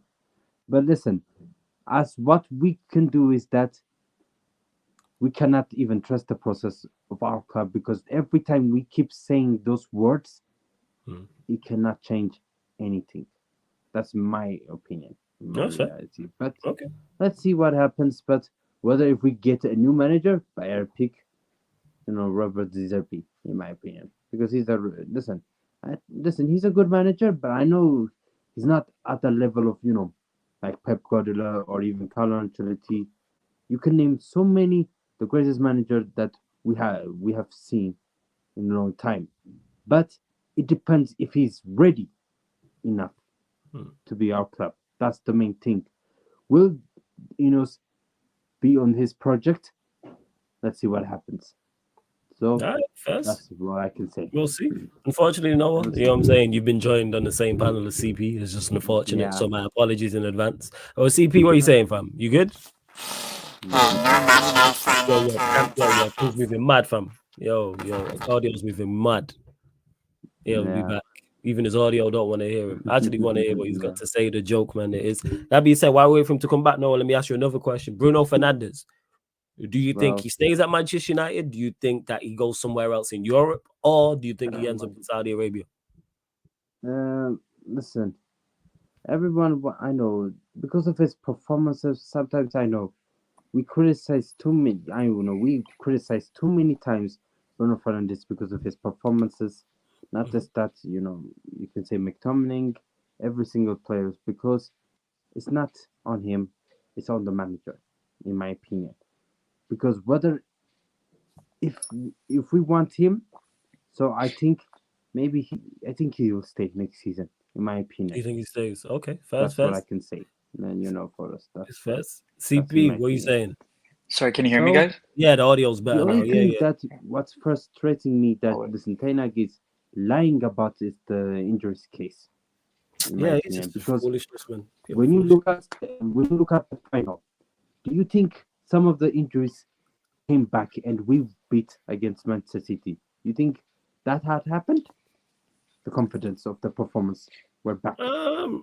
Yeah, people are foolish to take one game and look at it and go, yeah, that's gonna be, which is just nonsense. It's just absolute stupidity. But CP, what are you saying, man? You good? Yeah, no Man United slander until July 1st, because that's when the new season starts, and then the slander is going to start, because you guys won a cup and we didn't, so that's the respect you get for now. I wanted to speak about Madrid. Go on, talk about it. You did mention this. Go on, floor's yours. Yeah, so I feel like they are the best representation of world football that I want in the future. They're not tied down by a stupid philosophy that they're going to die on. They're not tied down by anything about some stupid tactics. They are tied down by one thing: winning. Okay, you got them playing possession based, you got them playing counter-attacking, you got them playing freaking park the bus. They don't care. They're gonna die by the sword of winning. Right? That's Thank you. Oh, Noah, you gone? All right, big up Noah. Yeah, every single time. Go on, Yeah, carry I'm on. Sim. going anyway. All Listen, right, big big up up to you Noah. guys, okay? Big up, man. Keep Big support. up. I always Make see your sure name you in the guys chat. follow Flores. Yeah. Big up, man. Big up, man. Appreciate All that. right. Thank you. Go on, CP. Carry on. Bye. Yeah, Bless so up, man. that's what they're ruled by. Like Barcelona's whole obsession with tiki taka. Like you got Gegen pricing. Oh, we got slot. Like all this nonsensical BS. I don't care about, man. Like they'll play whatever because they need to win. They're not like, oh, like sorry for you guys too, United. We need a manager who plays 4-2-2 because we need bombing wingers and we need this bullshit and we need fucking him to play attacking style football that looks pleasing on the eye. As a Chelsea fan, I had terrorism as my football. Do you think I gave a fuck when we won the Champions League? Do you think I gave a shit when we were winning Prems and Cup doubles and defeating an invincible squad and you guys? No. And it's like, and then why I'm also saying it's a perfect representation because you got rich and poor in a sense. What I mean is this: you got a guy in Valverde bought for 5 million euros, 5 million euros from the back streets of Uruguay from a poor background, and the same team you have a man who's 20 years old who's worth 100 million pounds. Yeah. Right? You got a guy who was signed in the beginning and he was known as the worst signing in Real Madrid history and now is one of the best midfielders or the best midfielder in their history in Luka Modric, who's still in the club for another year. You got a guy who was supposed to be like the guy who was maybe going to take the throne, but then thought he was never going to take the throne and has fully taken it in Vinny. The guy was bought at 18. Hazard was supposed to ease him in. He turns into Fat Hazard, and this guy's thrown under the bus for 2 years because he's 18 coming in from Brazil, and now he's arguably the best player in the world. Who would have thought 3 years ago from he's playing against us to he's the definite shout for the Ballon d'Or? Yeah, that's true. That is true. Right, Yeah. and you got a guy in Carvajal who's been underrated since he joined because he was in their youth squad, got loaned out to Leverkusen for a season or two, comes back in around 2013, and now has been their consistent guy, giving you 7 out of 10s the entire time. Yeah, no, Like that's what I'm saying. Like you got the bling and you got the guys being bought out for port because you got, and also like the earlier caller saying like we need to be like Real Madrid when it comes to buying these kids young. Yes, for the most part, except for the Brazilians. Like they bought Vinny and Rodrigo for 40 million when they were 18 and unproven.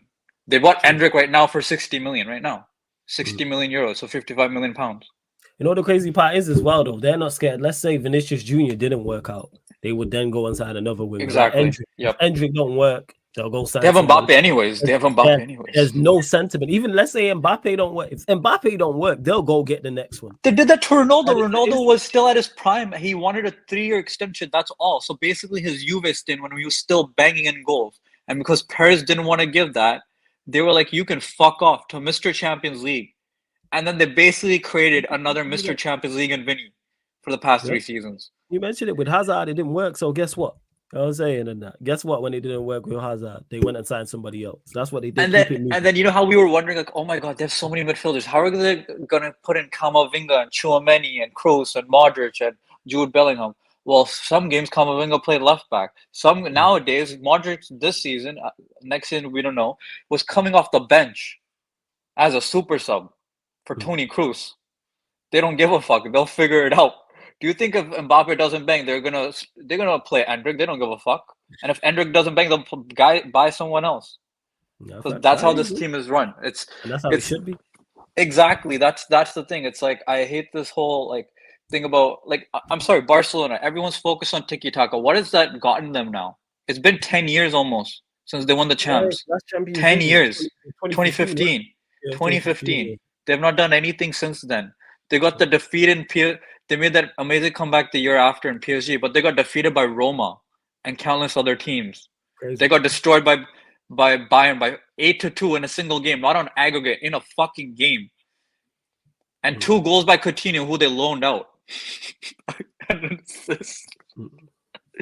So it's like that's the team I feel like best represents football because they have everything. They have the right mentality. That's the thing for me. And the last thing, there's two things I want to say. I still see disrespect on Don Carlo. I'm sorry. For me right now, he is the best manager of all time. You have given him 3 decades. 3 different decades with 3 different decades of teams. He won 2 champs with AC Milan. He got let Decima for Madrid, who were begging for the 10th, and then got them 2-1. They weren't even supposed to during a rebuild season in 2022 and now. Yeah. And then they're saying, oh, if he doesn't win back-to-back. Okay, well, if they get Mbappe, linking to my next topic, for Mbappe to improve this team, they fucking won the treble next season. Yeah, that is the only way I see improvement. Because if they got the double, Vinny already did that 2 seasons in a row. What have you improved? And Bellingham just did that this season with Rodrigo. What have you improved? So if that happens, now you got a trouble with Ancelotti's belt with back-to-back retaining the Champions League again. So he would be the best manager. And last thing, Mbappe. He has to perform because I'm sorry, he has the legacy of Miroslav Klose. Does he not? I'm sorry. Every time every time. The only exception to that because of the World Cup. I'm talking about the World Cup. No. The World Cup, you're right. I'm saying winning the league with Monaco, that's impressive. But the rest of it, I hear you. Yeah, that's sure. I do agree with that. Highly. Yeah. That's fair enough. That's fair enough. League one is one. Yeah. That you know what? That's fair enough.